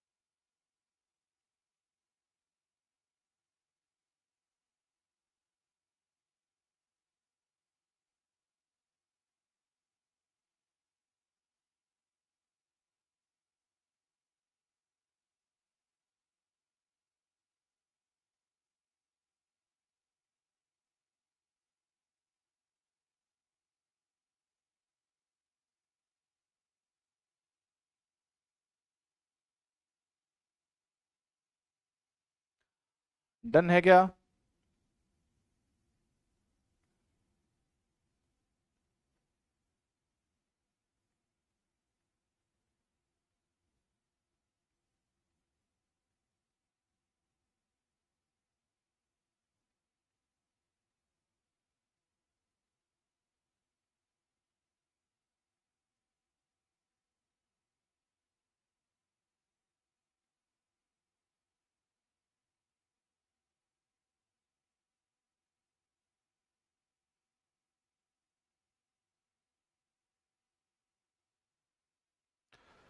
चेक करें, चलो भाई आओ देखते हैं। देखो फोटोन की ऊर्जा E बराबर h नहीं होता है, बिल्कुल सही बात है। फोटोन का वेग सर कितना c, यस सर, फोटोन आप लोग प्रकाश बोलते हो, प्रकाश वेग कितना c के बराबर होता है। फोटोन का संवेग, क्या सर संवेग लिखा था आपने सर? फोटोन का संवेग आपने E बटा c लिखवाया था क्या? हाँ सर, E बटा सी लिखवाया था, है ना। E बटा सी आपने लिखवाया सर। E कितना होता है सर? E होता है एच न्यू बटा कितना c, सर बिल्कुल परफेक्ट है। E बटा सी मेरे पास आपने ये लिखवाया था क्या? हाँ जी सर, एकदम बढ़िया, ये बात आपने एकदम एकदम हमें लिखवा के दिया था। तो मेरे पास क्या है, स्टेटमेंट नंबर सी भी करेक्ट है। फोटोन इलेक्ट्रॉन संगठ में दोनों कुल ऊर्जा और कुल संवेग संरक्षित रहते हैं। सर देखो फोटोन इलेक्ट्रॉन टक्कर में, सर इनके बारे में फिलहाल कुछ जानकारी है नहीं, फिलहाल इसको होल्ड पर रखो, इसके बारे में बात बाद में करेंगे, ठीक सर।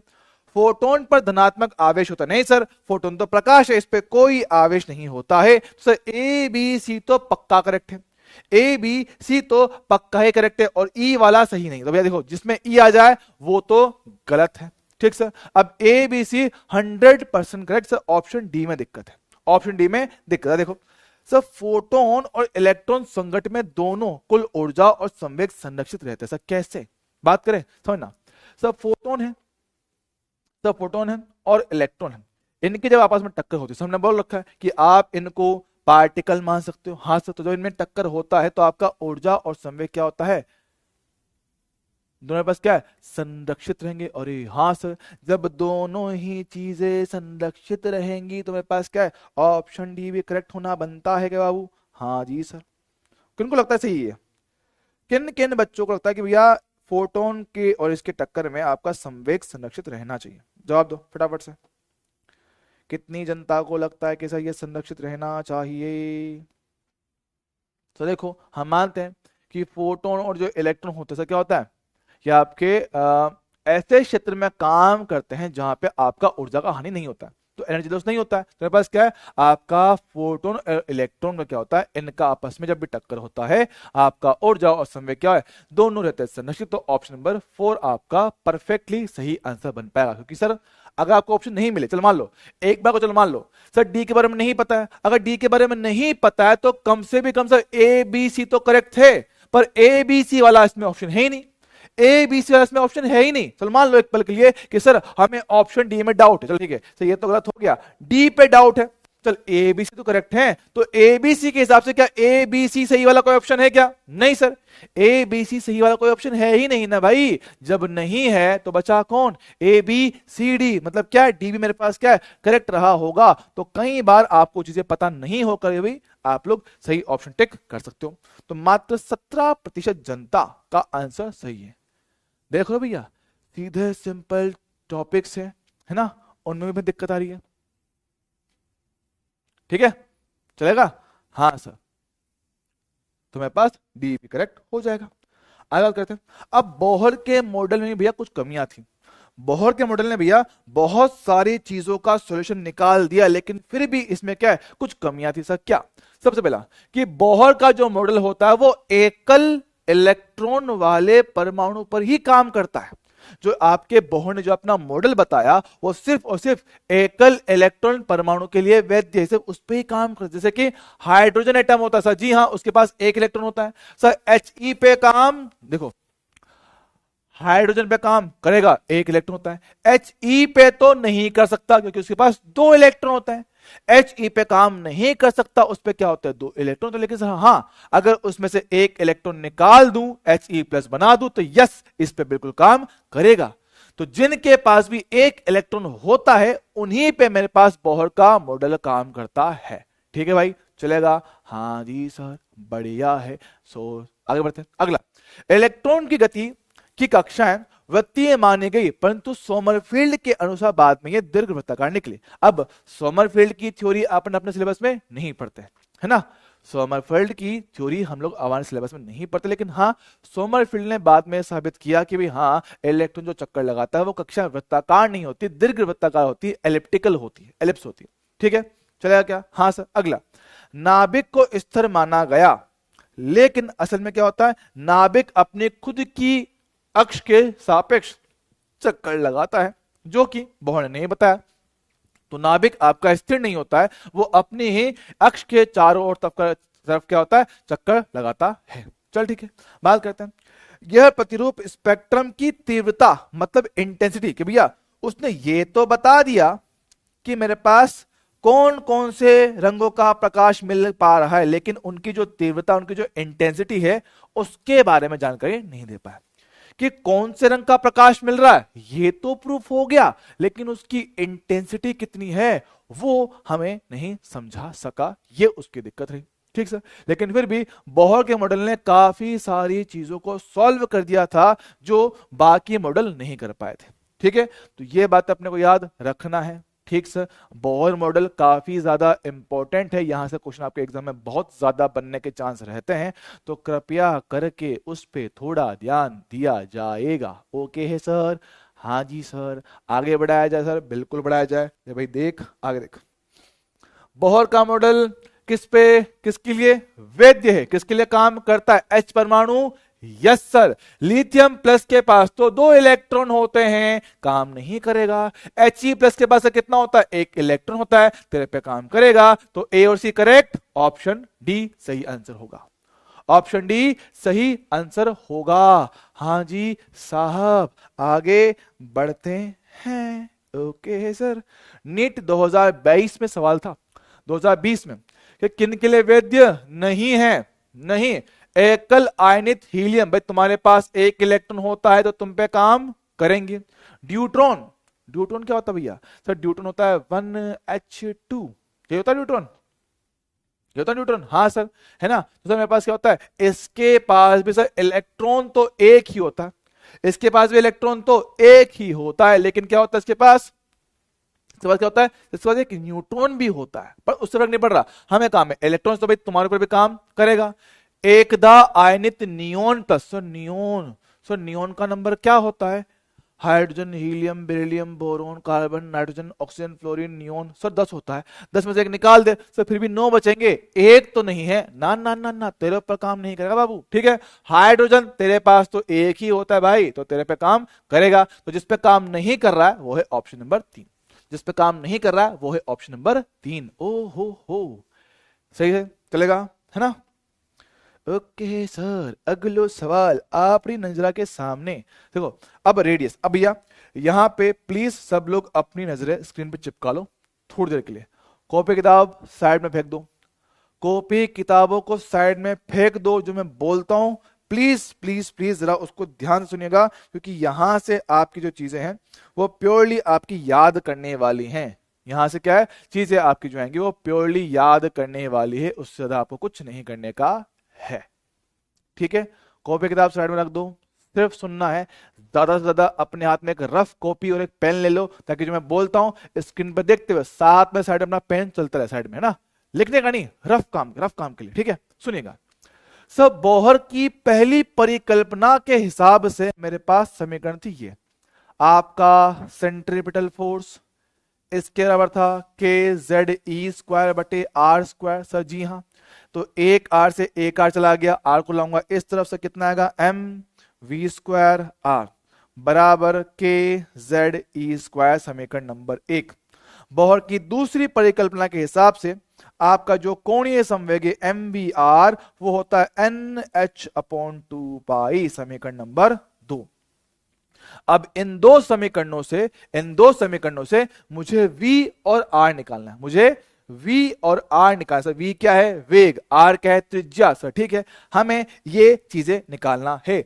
जरा देखना कि अगर एक बार को मैं इनका आपस में भाग दे देता तो क्या होता? m से m कट जाता, r से r कट जाता, और एक v से एक v कट जाता, एक v मेरे पास बच जाता। सही बोल रहा हूं क्या? अरे हाँ सर। तो अगर मैं समीकरण 1 में 2 का भाग दूं तो मेरे पास कितना है? सर यह है mv²r, यह है mvr। बहुत बढ़िया बहुत बढ़िया बहुत बढ़िया। यह कितना मेरे पास है? kZe², और ये nh/2π। चल ठीक है, जरा काटा पीटी कर दूं, m m r r, एक v डन। सर ये 2π ऊपर जाएगा, ओके है सर। देखो यहां पे कितना v बराबर कितना बार 2π के ऊपर, तो kZe² into 2 पाई बटा में कितना NH है। सो ठीक है, अगर ध्यान दो Z और N ये परमाणुओं के लिए अलग अलग हो सकता है, लेकिन K सबके लिए सेम, E सबके लिए सेम, 2 पाई सबके लिए सेम। देख ले भैया, परमाणु चाहे कोई भी हो उनके लिए K नियतांक सेम होता है, इलेक्ट्रॉन का आवेश सेम होता है, 2 पाई सबके लिए सेम होता है, प्लांक नियतांक सभी के लिए सेम होता है। तो भैया मेरे पास अगर ध्यान से देखोगे K E स्क्वायर 2 पाई बटे में H सभी के लिए सेम, लेकिन अलग अलग परमाणुओं के लिए Z और N मेरे पास अलग अलग हो सकता है। तो मेरे पास क्या है, ये है नियतांक, वो अलग अलग हो सकता है। तो मेरे पास क्या है, यहां से वेग v समानुपाती है Z बटे N के, Z बटा N। जब समानुपाती हटाते हो या फिर इसका वैल्यू रखते हो, सारे मान रखोगे तो रखने के बाद ये मेरे पास आता है 2.2 इंटू 10 की पावर 6 इंटू Z बटा N। सर ठीक है, ये लो, ठीक है। और यहां पे हर एक चीज का मतलब क्या है सर, Z मेरे पास आपका होता है परमाणु क्रमांक, Z हमारे पास क्या होता है, परमाणु क्रमांक होता है। सर N क्या होता है, N को भैया नॉर्मल टर्म से हम लोग बोलते हैं क्वांटम नंबर, क्वांटम नंबर इसको कहते हैं, क्वांटम संख्या इसको कहते हैं। लेकिन अपने लिए क्या है, अपने लिए मेरे पास क्या है, ये ऑर्बिट नंबर, ऑर्बिट नंबर बोले तो कक्षा की संख्या, कक्षीय संख्या कि भाई कौन सी कक्षा में चक्कर लगा रहा है, कक्षीय संख्या। ठीक है, अपने लिए तो ये है ऑर्बिट नंबर कि कौन सी कक्षा में चक्कर लगाया जा रहा है। तो मैं सर मेन बात क्या याद रखनी है सर, ये कि जो आपका जो वेग है वो Z बटा N के समानुपाती होता है। Z मेरे पास क्या है, परमाणु क्रमांक, N क्या है, ऑर्बिट नंबर, काम खत्म। कौन सी कक्षा में चक्कर लगा रहे हैं सर, क्या मुझे डेरिवेशन याद रखना है? नहीं, डेरिवेशन मैंने आपको सिर्फ इसलिए बताया कि कभी अगर गलती से ये चीज भूल जाओ, कभी गलती से अगर ये चीज भूल जाओ तो तुम्हें ये पता होता है, भाग देके मुश्किल से 5 सेकंड लेंगे भाई, भाग दिया, यस सर, ऊपर Z बटा N, M M R R V V कितना, Z बटा N के समानुपाती, डायरेक्ट आंसर आ गया, खत्म। तो रटना तो ये है, कभी गलती से भूल जाए तो पता है भैया इन दोनों का भाग देके निकाल सकता हूं। ओके है सर, बढ़िया है, चलेगा, डन डना डन डन, ओके है सर, बहुत ही बढ़िया, बहुत ही बढ़िया, 1 नंबर, शाबाश शाबाश शाबाश, बहुत ही बढ़िया, है ना। चल ठीक है सर, एक चीज और, सर आपने लिखा है समीकरण mv स्क्वायर r बराबर kz स्क्वायर, यस सर, और mvr बराबर nh बटा 2 पाई। सर इस बार मेरे को कहना, सर इस बार मेरे को त्रिज्या निकालना है r निकालना है, v को हटाना है, r निकालना है, v को हटाना है। सर मैं इनका भाग देके कर सकता हूं, लेकिन सर v तो नहीं हटेगा, v को कैसे हटाऊं? सर v को हटाने का एक तरीका है, v को हटाने का एक तरीका है सर, क्या? इस v का पावर 2 बनाओ ताकि v स्क्वायर कट जाए। तो एक काम करते हैं, समीकरण नंबर 2 का स्क्वायर करो, उसमें भाग दो 1 का। सर उससे क्या होगा, देख, 2 का square m square, v square r square बराबर n का स्क्वायर, h का स्क्वायर, 2 पाई का स्क्वायर, 4 पाई स्क्वायर बन जाएगा, बहुत बढ़िया। बटे में भाग दूंगा सर किसका, नंबर 1 का। तो m v स्क्वायर r बराबर के जेड ई स्क्वायर। अब जरा देखिएगा, देखो देखो देखो, क्या सर, अब v स्क्वायर चला गया, यस सर, एक r से एक r चला गया, एक m से एक m चला गया, जो बचा है जरा उसको लिखूं, m और r, ऊपर बचा है M R, okay, M R sir, okay sir, बराबर में कितना सब, बराबर में n स्क्वायर h स्क्वायर बराबर में बटे में कितना 4 पाई स्क्वायर इंटू में कितना के जेड स्क्वायर, के जेड ई स्क्वायर। फिर से वही कहानी, m को वहां फेंक दूंगा। जरा देखिएगा, क्या त्रिज्या r समानुपाती है n स्क्वायर और z के, बाकी सब कांस्टेंट है, बाकी सब के सब कांस्टेंट है भाई, देख ले, h प्लांक नियतांक सबके लिए सेम, 4 पाई स्क्वायर सबके लिए सेम, k सबके लिए सेम, e इलेक्ट्रॉन का आवेश सबके लिए सेम, m क्या है, इलेक्ट्रॉन का द्रव्यमान, वो भी सबके लिए सेम। तो हुआ क्या था मेरे पास, यहां से r जो है समानुपाती आया n स्क्वायर बटे z के। जब समानुपाती हटाओगे या सारे इनकी वैल्यू रखोगे, कितना पास आएगा, ये मेरे पास आएगा 0.53, 0.53 इंटू एन स्क्वायर बटे जेड, किसमें, एंगस्ट्रोम में। ये आपका फॉर्मूला है, ये अपने को याद रखना है। बहुत बढ़िया। ले भाई जरा देख के चलो, मोटी मोटी बात तुम देख के चलो, जरा स्क्रीन पे नजर टिका के चलो। आया क्या है, v समानुपाती z बटा n। Okay okay sir. r समानुपाती n स्क्वायर बटा z। Done done done done done done done. इसको अपने को याद रखने का है। हाँ जी मार साहब, डन। क्या इसको हम लोग याद रख लेंगे क्या?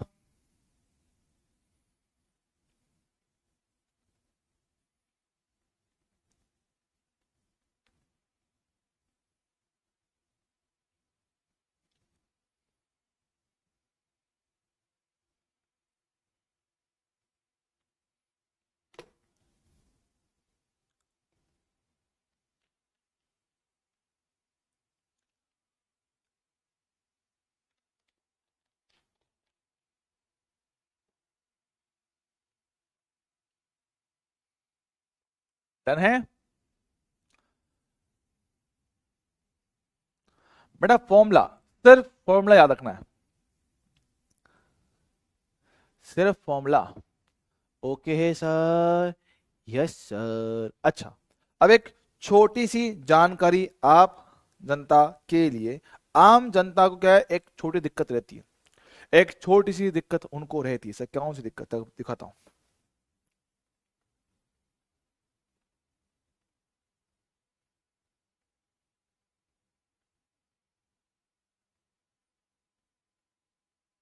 चलो ठीक है। अच्छा मुझे बताना, क्या इसको हम लोग कहते हैं आपका n बराबर 1, बोले तो मूल ऊर्जा स्तर, ये बोलते हो फंडामेंटल एनर्जी स्टेट। हाँ सर, मूल ऊर्जा स्तर सर, जी हाँ। इसके बाद जो अगला ऊर्जा स्तर आता है, क्या उसको कहेंगे n बराबर 2? हाँ सर। क्या कहोगे इसको? इसको कहेंगे द्वितीय, द्वितीय ऊर्जा स्तर, सेकेंड एनर्जी स्टेट। सही बोल रहे हैं क्या? सेकेंड ऑर्बिट बोल दो या द्वितीय ऊर्जा स्तर कह दो। हाँ सर, चलेगा, है ना। इसे क्या बोलते हैं सर? n बराबर 3, है ना। इसको ऐसे जैसा छोटा बात बोलता है, मूल कक्षा। क्या है? ठीक था यार पहला, ठीक है ठीक है। तृतीय ऊर्जा स्तर या तृतीय कक्षा बोल दो, तृतीय ऊर्जा स्तर। ऐसे ही मेरे पास ये कहानी चलता रहेगा। ठीक सर, मेरे पास क्या है, n बराबर 4 भी आएगा। अच्छा, मैं आपसे एक सवाल पूछता हूं, जरा मुझे बताना कि इलेक्ट्रॉन, इलेक्ट्रॉन मूल ऊर्जा स्तर से अगर उत्तेजित होता है, अगर मेरे पास इलेक्ट्रॉन मूल ऊर्जा स्तर से उत्तेजित होता है, एक्साइटेड होता है, एक्साइटेड होता है, तो ये सबसे पहले कहां पर जाएगा, सबसे पहले कहां जा सकता है? अगर इस इलेक्ट्रॉन को ऊर्जा देकर उसको उत्तेजित किया जाए कि भाई जाओ, है ना, तुम उत्तेजित हो जाओ, तुम छलांग मारो, तो ये छलांग सबसे पहले कहां मार सकता है? सबसे पहले ये इलेक्ट्रॉन कहां पर छलांग मार सकता है, बताओ। सबसे पहली छलांग कहां? यस सर, 2 पे, 1 से 2 पे सबसे पहली छलांग मार सकते हैं। हाँ सर, तो जहां पे सबसे पहले वो छलांग मार सकता है उसको कहते हैं प्रथम उत्तेजित अवस्था। हम इसको प्रथम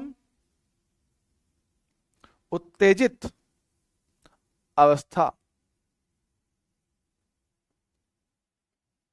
क्या बोलते हैं? First excited energy state. समझ रहे हो?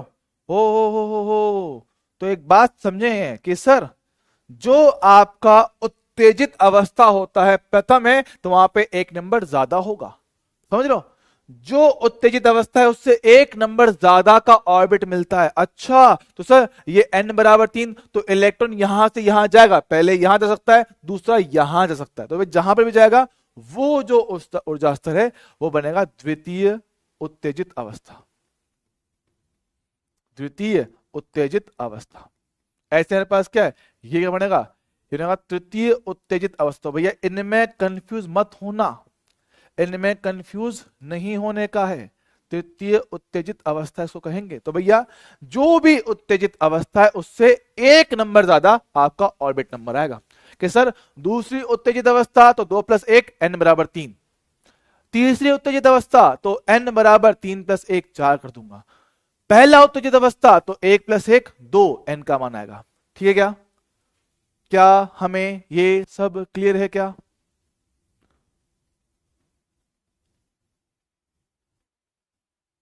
क्या मैं ये बात याद रख लूंगा क्या? हाँ सर। बोलो भाई, क्या क्लियर है डाउट? हाँ सर। तो भैया आओ सवाल पर जरा ध्यान दें।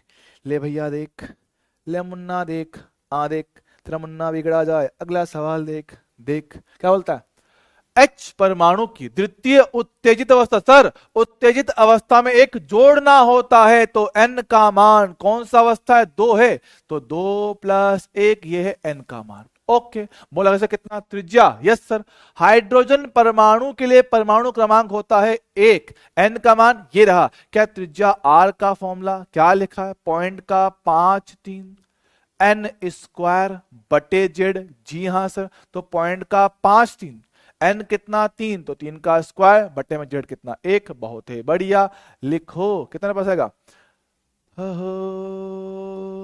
9 3 9 27 2 9 5 45 47, तो 4.77 एंगस्ट्रॉम। खत्म। ले भाई आया कि नहीं आया?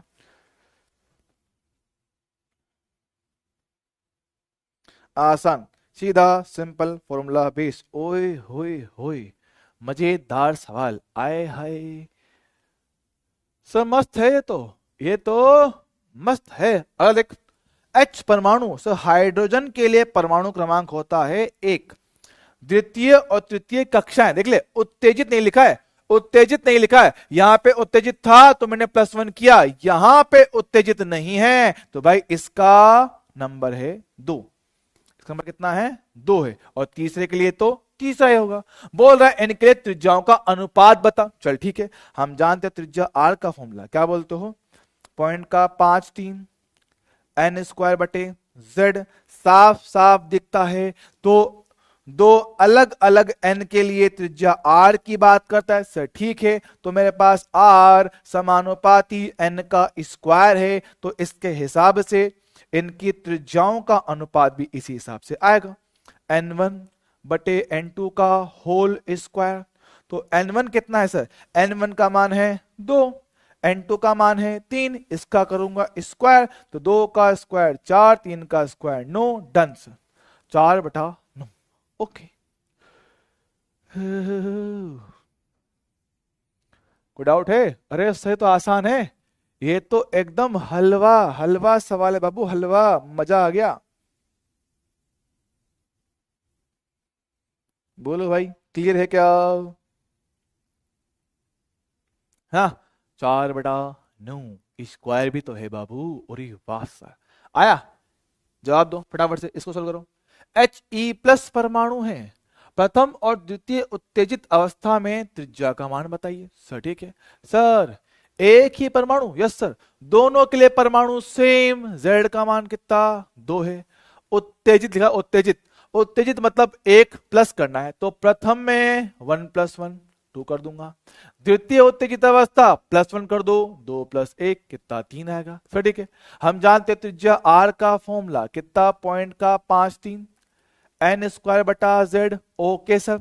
सर दोनों के लिए z सेम है, तो n स्क्वायर समानुपाती r के, फिर से वही कहानी, r समानुपाती n स्क्वायर।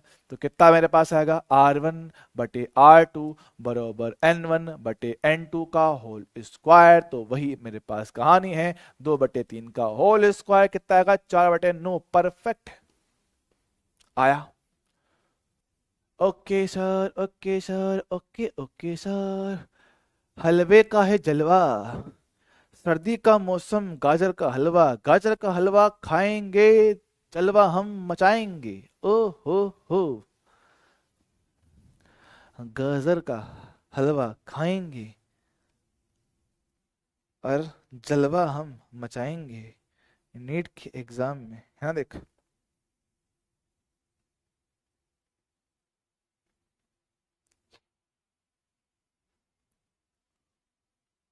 ठीक है, इसका जवाब दो। H परमाणु की द्वितीय, भैया दो अलग अलग है, एक तो H परमाणु और एक He प्लस परमाणु, दो अलग अलग हैं। H परमाणु के लिए Z भाई कितना, एक होता है। He प्लस के लिए Z दो होता है। इसकी दूसरी कक्षा, ओके सर, और इसकी प्रथम कक्षा n बराबर 1, इनकी त्रिज्याओं का अनुपात पूछा गया सर, ठीक है। तो R समानुपाती होता है n स्क्वायर बटे Z के। अब दो अलग अलग हैं, दो अलग अलग परमाणु, तो दोनों के लिए भाई Z और N दोनों अलग हैं, चलो ठीक है। तो यहां से R1 बटे R2 कितना आएगा भैया, n तो समानुपाती है तो n1 बटा n2 का होल स्क्वायर। Z उल्टे में तो उल्टा कर दूं, Z2 बटा Z1, तो भाई चेक करते ले भाई, देख n1 पहले के लिए कितना है, 2, n2 दूसरे के लिए कितना है, 1, इसका करने का स्क्वायर, डन। Z2 कितना है, 2, Z1 कितना है, 1, रखो। तो 2 का स्क्वायर 4, 4 इंटू 2 कितना, 8, तो कितना बचा है, 8 आया है, मतलब कि 8/1 ही होगा इनका अनुपात। ऑप्शन कौन सा, डी। परफेक्टो।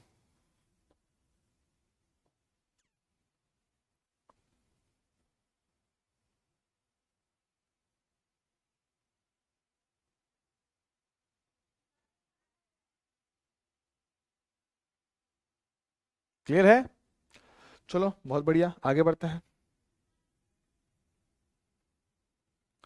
ये आपके लिए होमवर्क है, कर लीजिएगा, आसान सवाल है, आराम से हो जाएगा। अगला, आवर्तकाल और फ्रीक्वेंसी बात करें, चल देखो। आवर्तकाल सर किसका, घूर्णन का आवर्तकाल, घूर्णन का आवर्तकाल, चलो याद करते हैं बाबू। घूर्णन का आवर्तकाल सर, चक्कर लगा रहे हैं, यस सर, याद करते हैं सर। आर त्रिज्या के वृत्तीय पथ में चक्कर लगा रहा हूं चाल v के साथ। अच्छा, क्या चाल बराबर होता है दूरी बटा समय, यस सर, बचपन से पढ़ते आ रहे हैं। याद करते हैं, क्या एक पूरे चक्कर में चली गई दूरी होता है परिधि, यस सर, और अपने को चाहिए आवर्तकाल टाइम t, तो क्या t बराबर v को ले आऊंगा नीचे, 2πr बटा v होगा, हाँ सर। तो इसके हिसाब से, इसके हिसाब से क्या है सर, t समानुपाती है r बटा v के, यस सर। जरा इसके बारे में चर्चा करते हैं, ले भैया, t समानुपाती है r बटा v के, क्या r समानुपाती है n स्क्वायर बटे z के, और v समानुपाती था z बटा n के, अरे वाह सर, तो ऊपर का आइटम तो ऐसा का ऐसा, नीचे वाला उल्टा हो जाएगा, तो n गया ऊपर, z आया नीचे, तो क्या है, t समानुपाती n square into n, n की power 3, z into z, z का स्क्वायर, ये मेरे पास क्या है, t आवर्तकाल, n cube upon z square. ओ हो,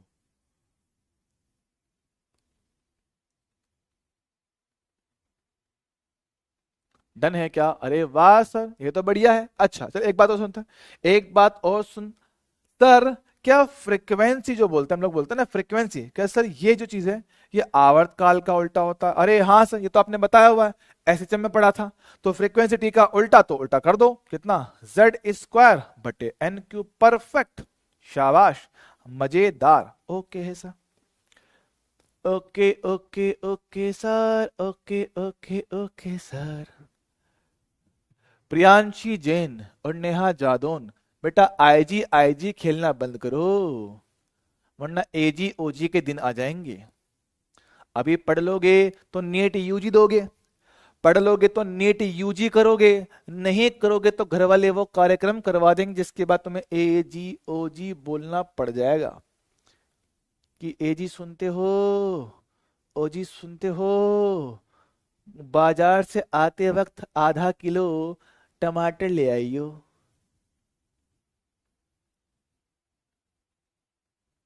ठीक है, पढ़ लो। तो आईजी छोड़ो, यूजी कर लो, यूजी नहीं करोगे तो एजी ओजी के दिन आ जाएंगे। ठीक है, पढ़ ले।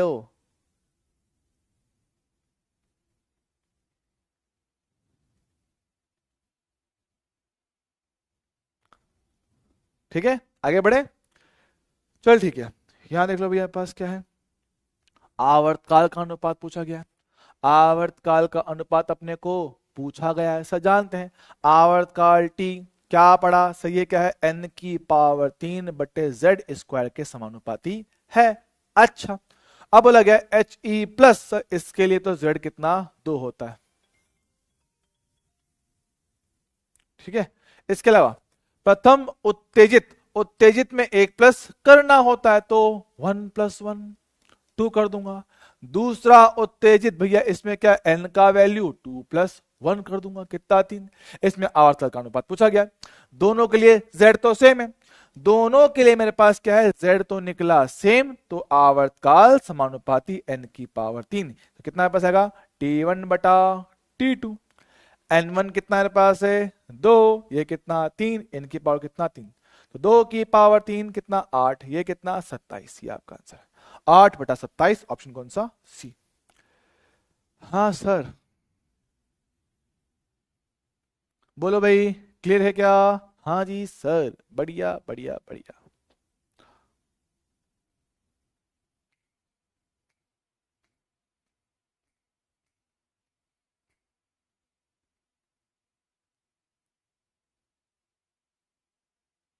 ठीक है, चलो सर, यहाँ पे अब कुछ चीजें और भी हैं। करंट, धारा, हालांकि धारा के बारे में हमने आपको पढ़ाया नहीं है, हालांकि धारा के बारे में हमने आपको पढ़ाया नहीं, लेकिन फिर भी आप इसको डायरेक्टली याद रखते हैं। सर धारा, सबको थोड़ा आइडिया होगा, धारा आई क्या होता है, इसको बोलते हैं आवेश प्रवाह की दर।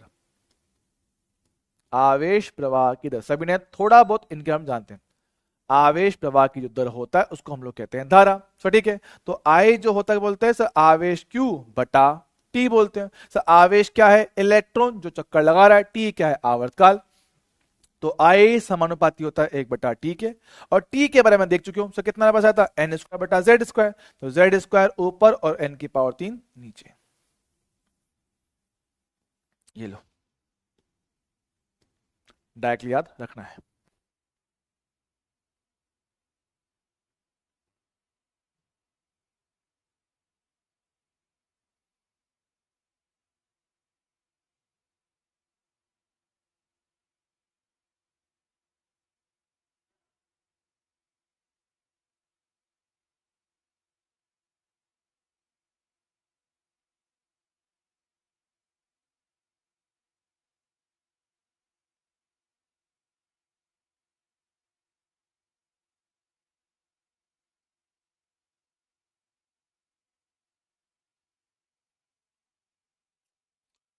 ठीक है,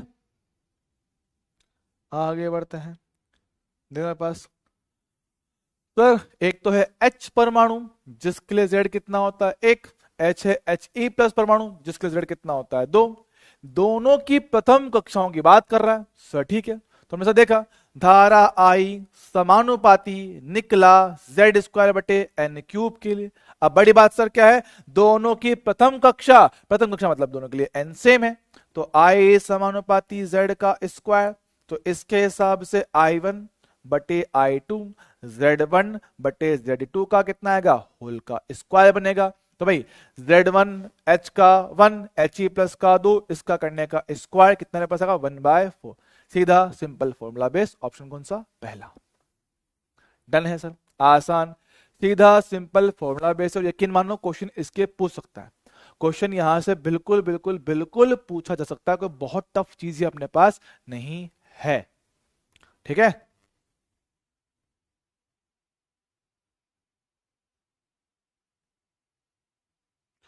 ठीक है बॉस, चल जाएगा। हाँ जी साहब, एकदम बढ़िया है। चल ठीक है, अब यहाँ पास क्या है, मैग्नेटिक मोमेंटम। अब फिलहाल इस चीज को याद रखेंगे कि भाई फिलहाल क्या है, ये पार्ट आपका मैग्नेटिज्म का है, ठीक है। ये पार्ट आपके मैग्नेटिज्म का है, चुंबकीय आघूर्ण क्या चीज होता है ये मैं आपको वहां बताऊंगा, पर फिलहाल बस इसका नाम सुन लो कि चल ठीक है कि चुंबकीय आघूर्ण होता है। यस सर, इसको दिखाते हुए किससे, कैपिटल M से दर्शाते हैं। तो जो कैपिटल M होता है ये समानुपाती होता है L के। सर L क्या है मेरे पास, आपका एंगुलर मोमेंटम, कोणीय संवेग। इसको बस डायरेक्टली याद रख लो, वैसे बच्चों को बताने बाद भी याद नहीं रहता ये, है ना। कोणीय संवेग, कोणीय संवेग।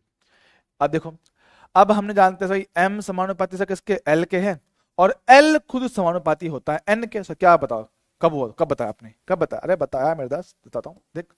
l कितना बोलते हो सर, h बटे 2 पाई का पूर्ण गुणांक होता है। तो हमारे पास l समानुपाती n है, उसी का इस्तेमाल अपन ने यहां करा है।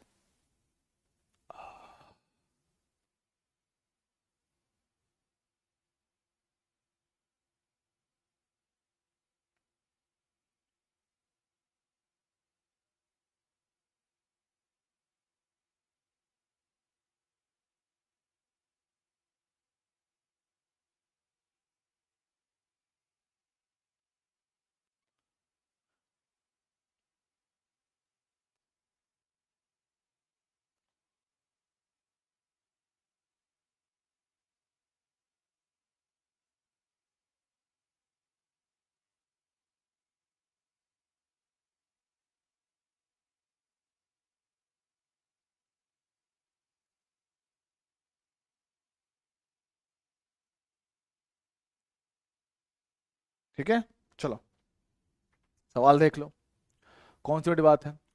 सर चुंबकीय आघूर्ण की बात कर रहा है, तो ठीक है, तो m समानुपाती होता है l के, और ये होता है n के, तो ठीक है। H परमाणु, Z का value 1, lithium plus plus Z कितना 3 होता है, इनकी प्रथम कक्षा है n कितना 1 है। सर Z पे निर्भर करता ही नहीं है, और दोनों के लिए n मेरे पास सेम है, तो यहां से मेरे पास क्या है, m समानुपाती n के है, तो यहां से m1 बटा m2 कितना मेरे पास आएगा, n1 बटा n2। दोनों के लिए प्रथम कक्षा है, तो 1 बटा 1 सेम ही आ रहा है। कितना आंसर आएगा, ऑप्शन सी, ऑप्शन सी।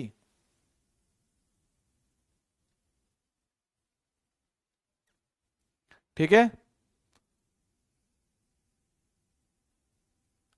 ठीक है, ओके है सर। अब ऐसे ही कुछ इनसे जुड़े हुए सवाल जो मैं आपको होमवर्क के तौर पे चिपका रहा हूं, ट्राई कीजिएगा, कर पाओ। ठीक है, ये आपके लिए होमवर्क है, इनको आपको करना पड़ेगा, वो आपके लिए होमवर्क है। पहले बताओ, क्या यहां तक मुझे किसी तरह की कोई समस्या है, टेंशन है, दुख दर्द है, पीड़ा है? बोलो जल्दी बात बोलो।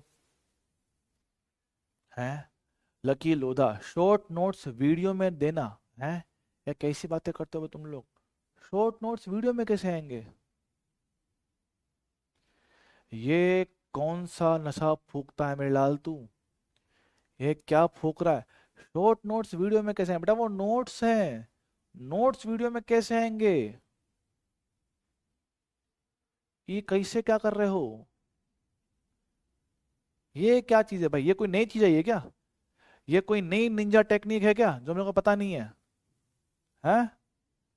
ये कोई नई निंजा टेक्निक है जो मेरे को पता नहीं है कि भाई, हाँ भाई शॉर्ट नोट्स को वीडियो में कैसे बनाए, उसकी निंजा टेक्निक, ओ हो।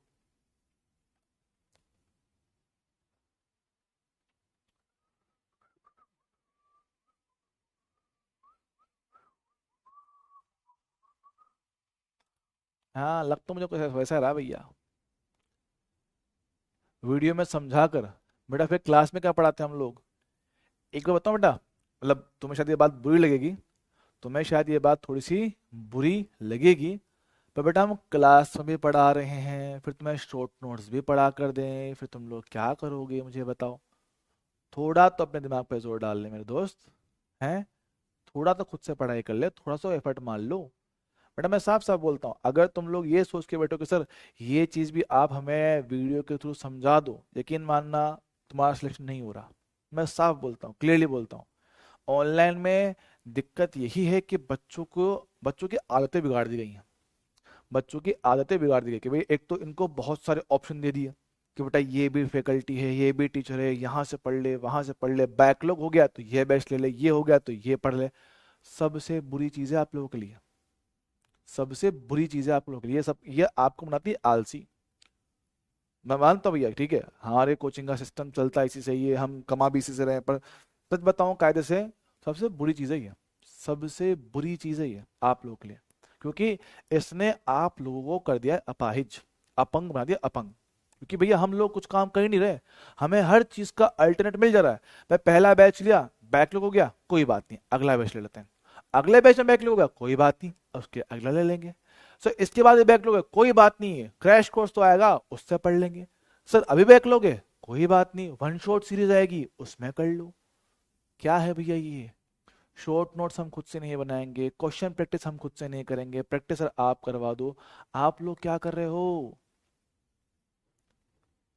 आप लोग क्या कर रहे हो भैया, एग्जाम आपको देना है बच्चे। मैं आपको साफ साफ बोलता हूँ, आपको यहाँ क्लास में कितना भी करवा दे, कितना भी पढ़वा दे, कितनी भी प्रैक्टिस करवा दे, मैं क्या बोलता हूँ, अगर मैं तुम्हें क्लास में 1000 अलग अलग वैरायटी के क्वेश्चन करा दूं, हर एक चैप्टर से, हर एक चैप्टर से 1000 क्वेश्चन डिफरेंट वैरायटी के करवा दूं, फिर भी आपके सिलेक्शन की कोई गारंटी नहीं है, फिर भी आपके सिलेक्शन की कोई गारंटी। मैं आप साफ साफ बोल रहा हूं, एक बच्चा है जिसको मैंने क्लास में 1000 अलग अलग वैरायटी के क्वेश्चन प्रैक्टिस करवा दिए, दूसरा बच्चा है जिसने खुद से एक चैप्टर में 100 डिफरेंट वैरायटी के क्वेश्चन खुद से सॉल्व किए, खुद से। सिलेक्ट होने के चांस सबसे ज्यादा इसके हैं, इससे कई गुना ज्यादा, इससे कई गुना ज्यादा उसके, इससे कई गुना ज्यादा उसके चांसेस सेलेक्ट होने के। क्यों? क्योंकि उसने चीजें की हैं, उसने चीजें की हैं।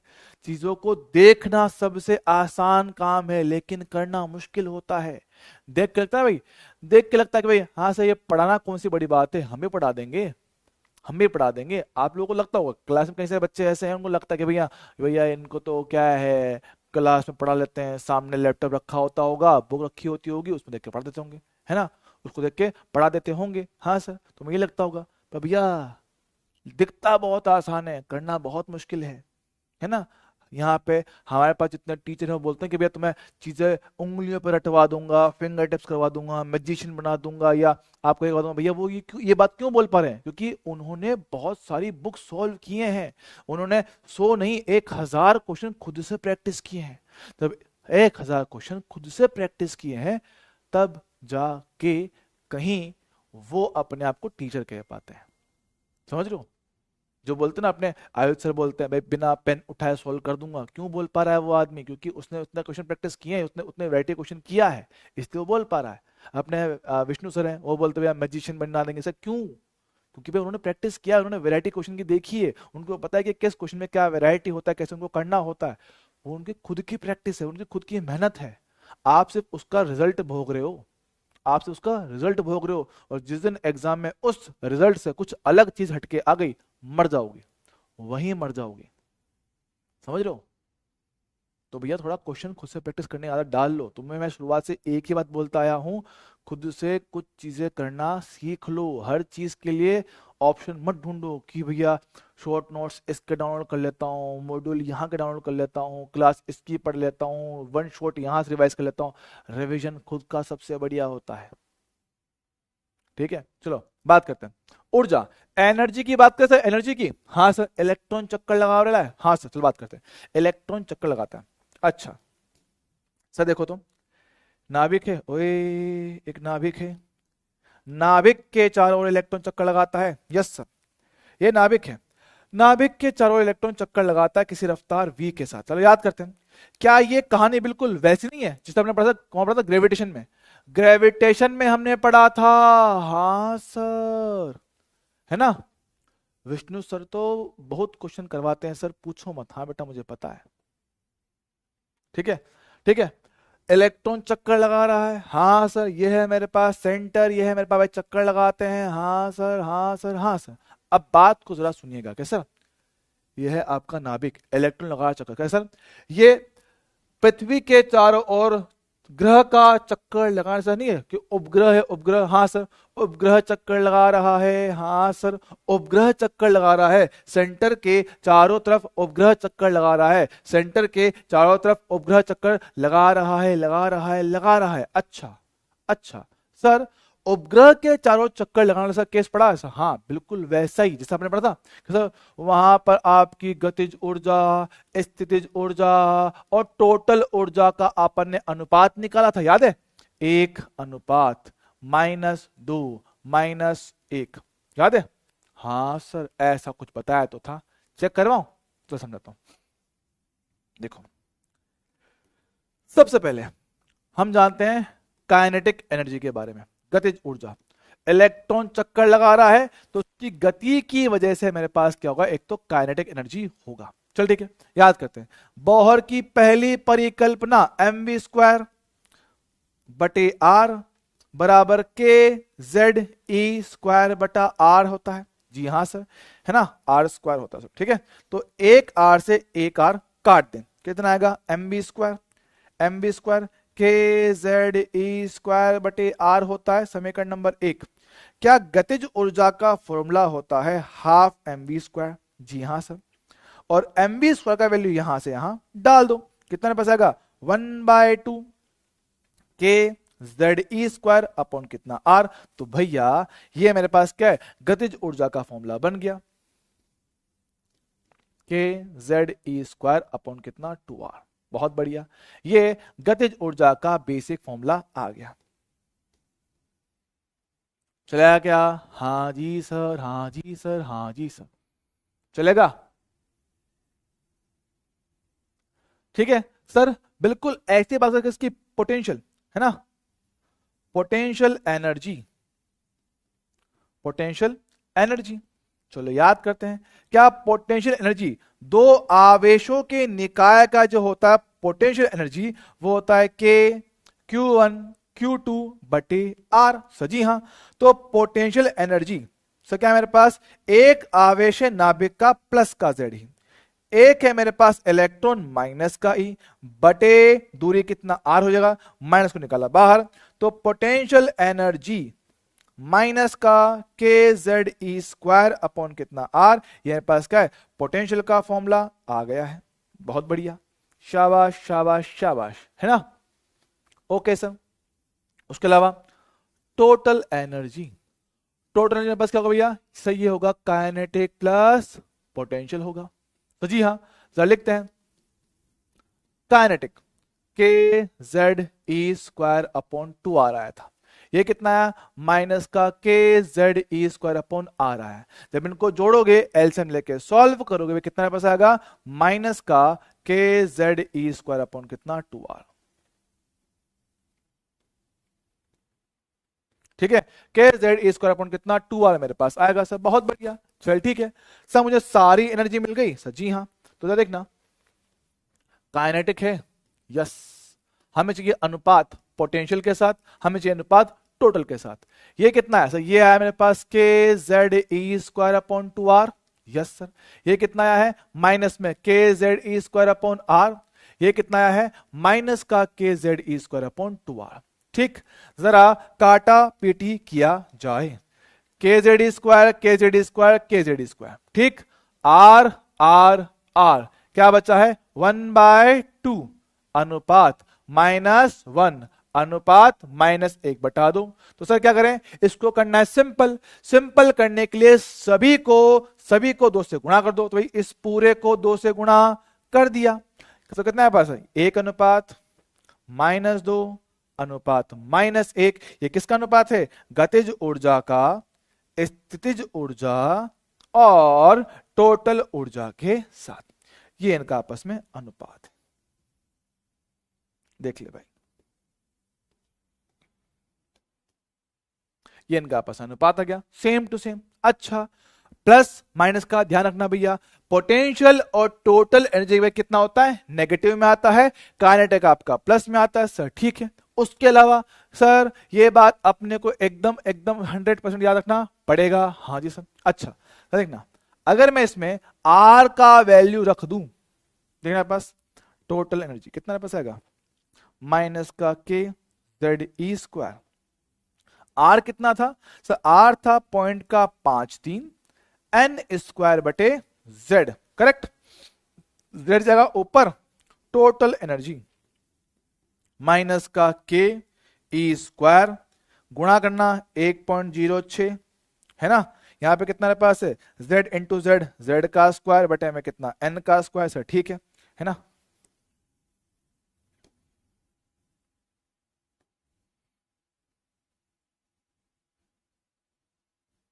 ठीक है, चलेगा? हाँ सर, ये सारी चीजें कांस्टेंट है, जब इनको रखोगे सॉल्व करोगे, ये मेरे पास आएगा माइनस का 13.6 इलेक्ट्रॉन वोल्ट इनटू जेड का स्क्वायर बटे एन का स्क्वायर। ये किसमें? इलेक्ट्रॉन वोल्ट में। ये आपका आंसर है। लो भैया, ठीक है। तो मेरे पास क्या है? यह आपका टोटल ऊर्जा का फॉर्मूला है, माइनस का 13.6 Z square upon N square, और टोटल एनर्जी का समान होता है काइनेटिक, प्लस प्लस में होता है, पोटेंशियल होता है डायरेक्टली डबल होता है, दो गुना होता है। सर ठीक है, ठीक है, ठीक है। तो इसको अपनी कॉपी के टॉप पे चिपका लो और अभी कभी याद कर लो। इसको अपनी कॉपी के टॉप पे चिपका लो और अभी कभी याद कर लो।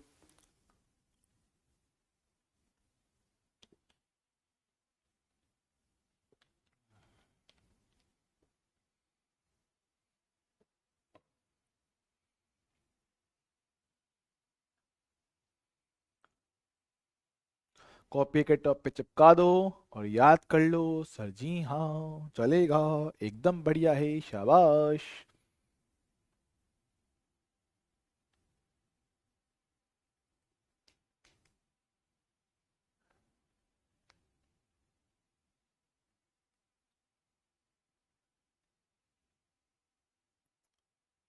ठीक है, चलेगा? जी हाँ सर, एकदम बढ़िया।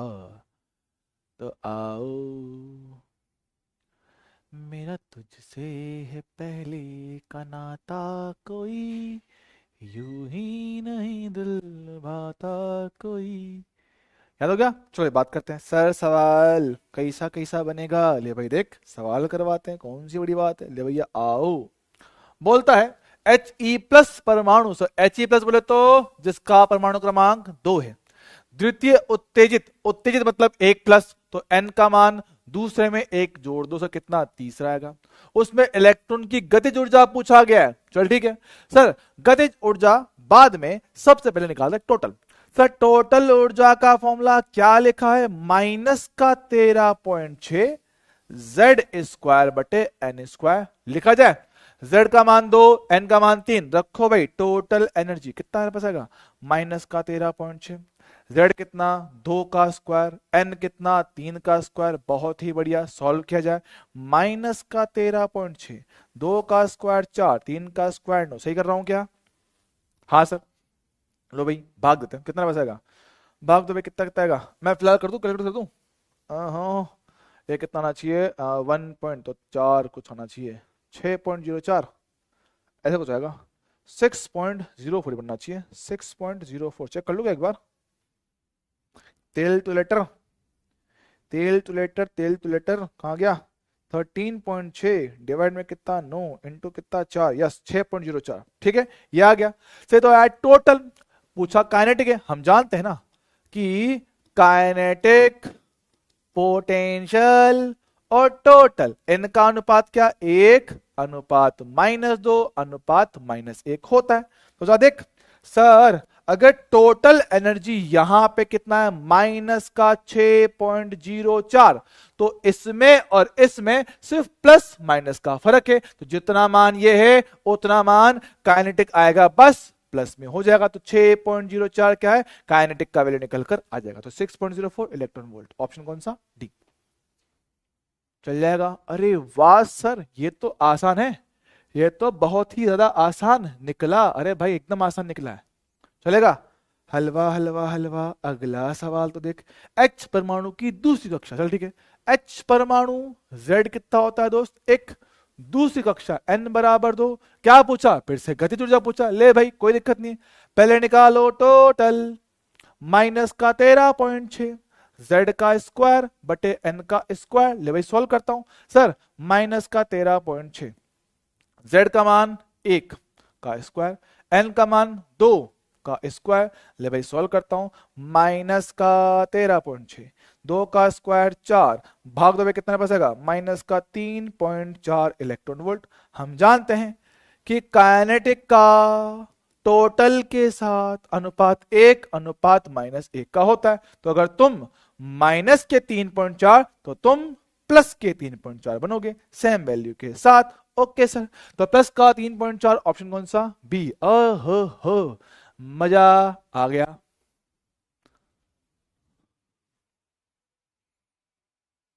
सही है क्या? क्लियर है, क्लियर है, क्लियर है क्या? कोई समस्या, टेंशन, दुख दर्द, पीड़ा वाली बात?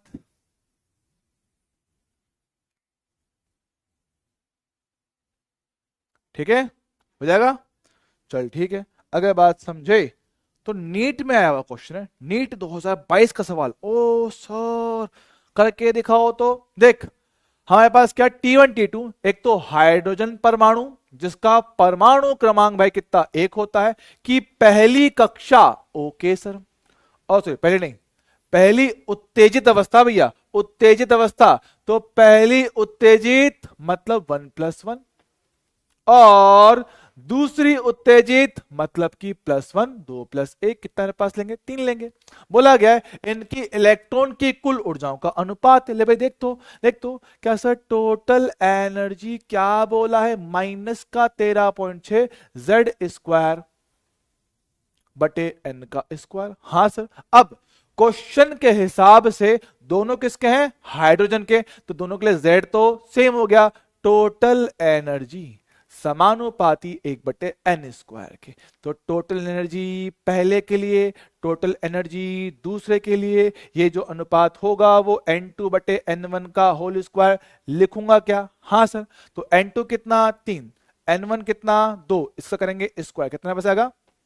9/4। तो 9/4 ऑप्शन कौन सा? थर्ड मेरे पास हो जाएगा। चल जाएगा ऑप्शन सी। अरे वाह सर, ये तो एकदम आसान निकला, हलवा हलवा टाइप निकला है ना। तो हलवे का है जलवा, ये रहा आपका होमवर्क। तो भैया नीट 2019 सिमिलर टाइप का सवाल, नीट 2018 सिंपल अनुपात पूछा गया। ये आपका, अब तो ये मैं आपको नेक्स्ट टाइम करवाऊंगा।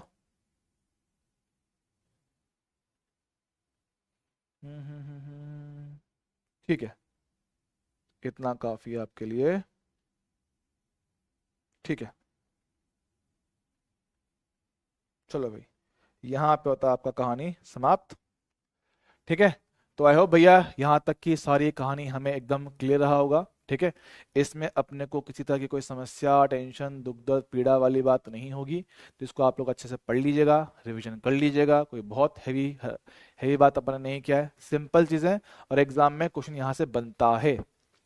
तो इनको आराम से करिए, ठीक है, प्रैक्टिस कीजिए। बाकी हम लोग मिलेंगे मंडे को, तब तक के लिए ओके टाटा, बाय बाय।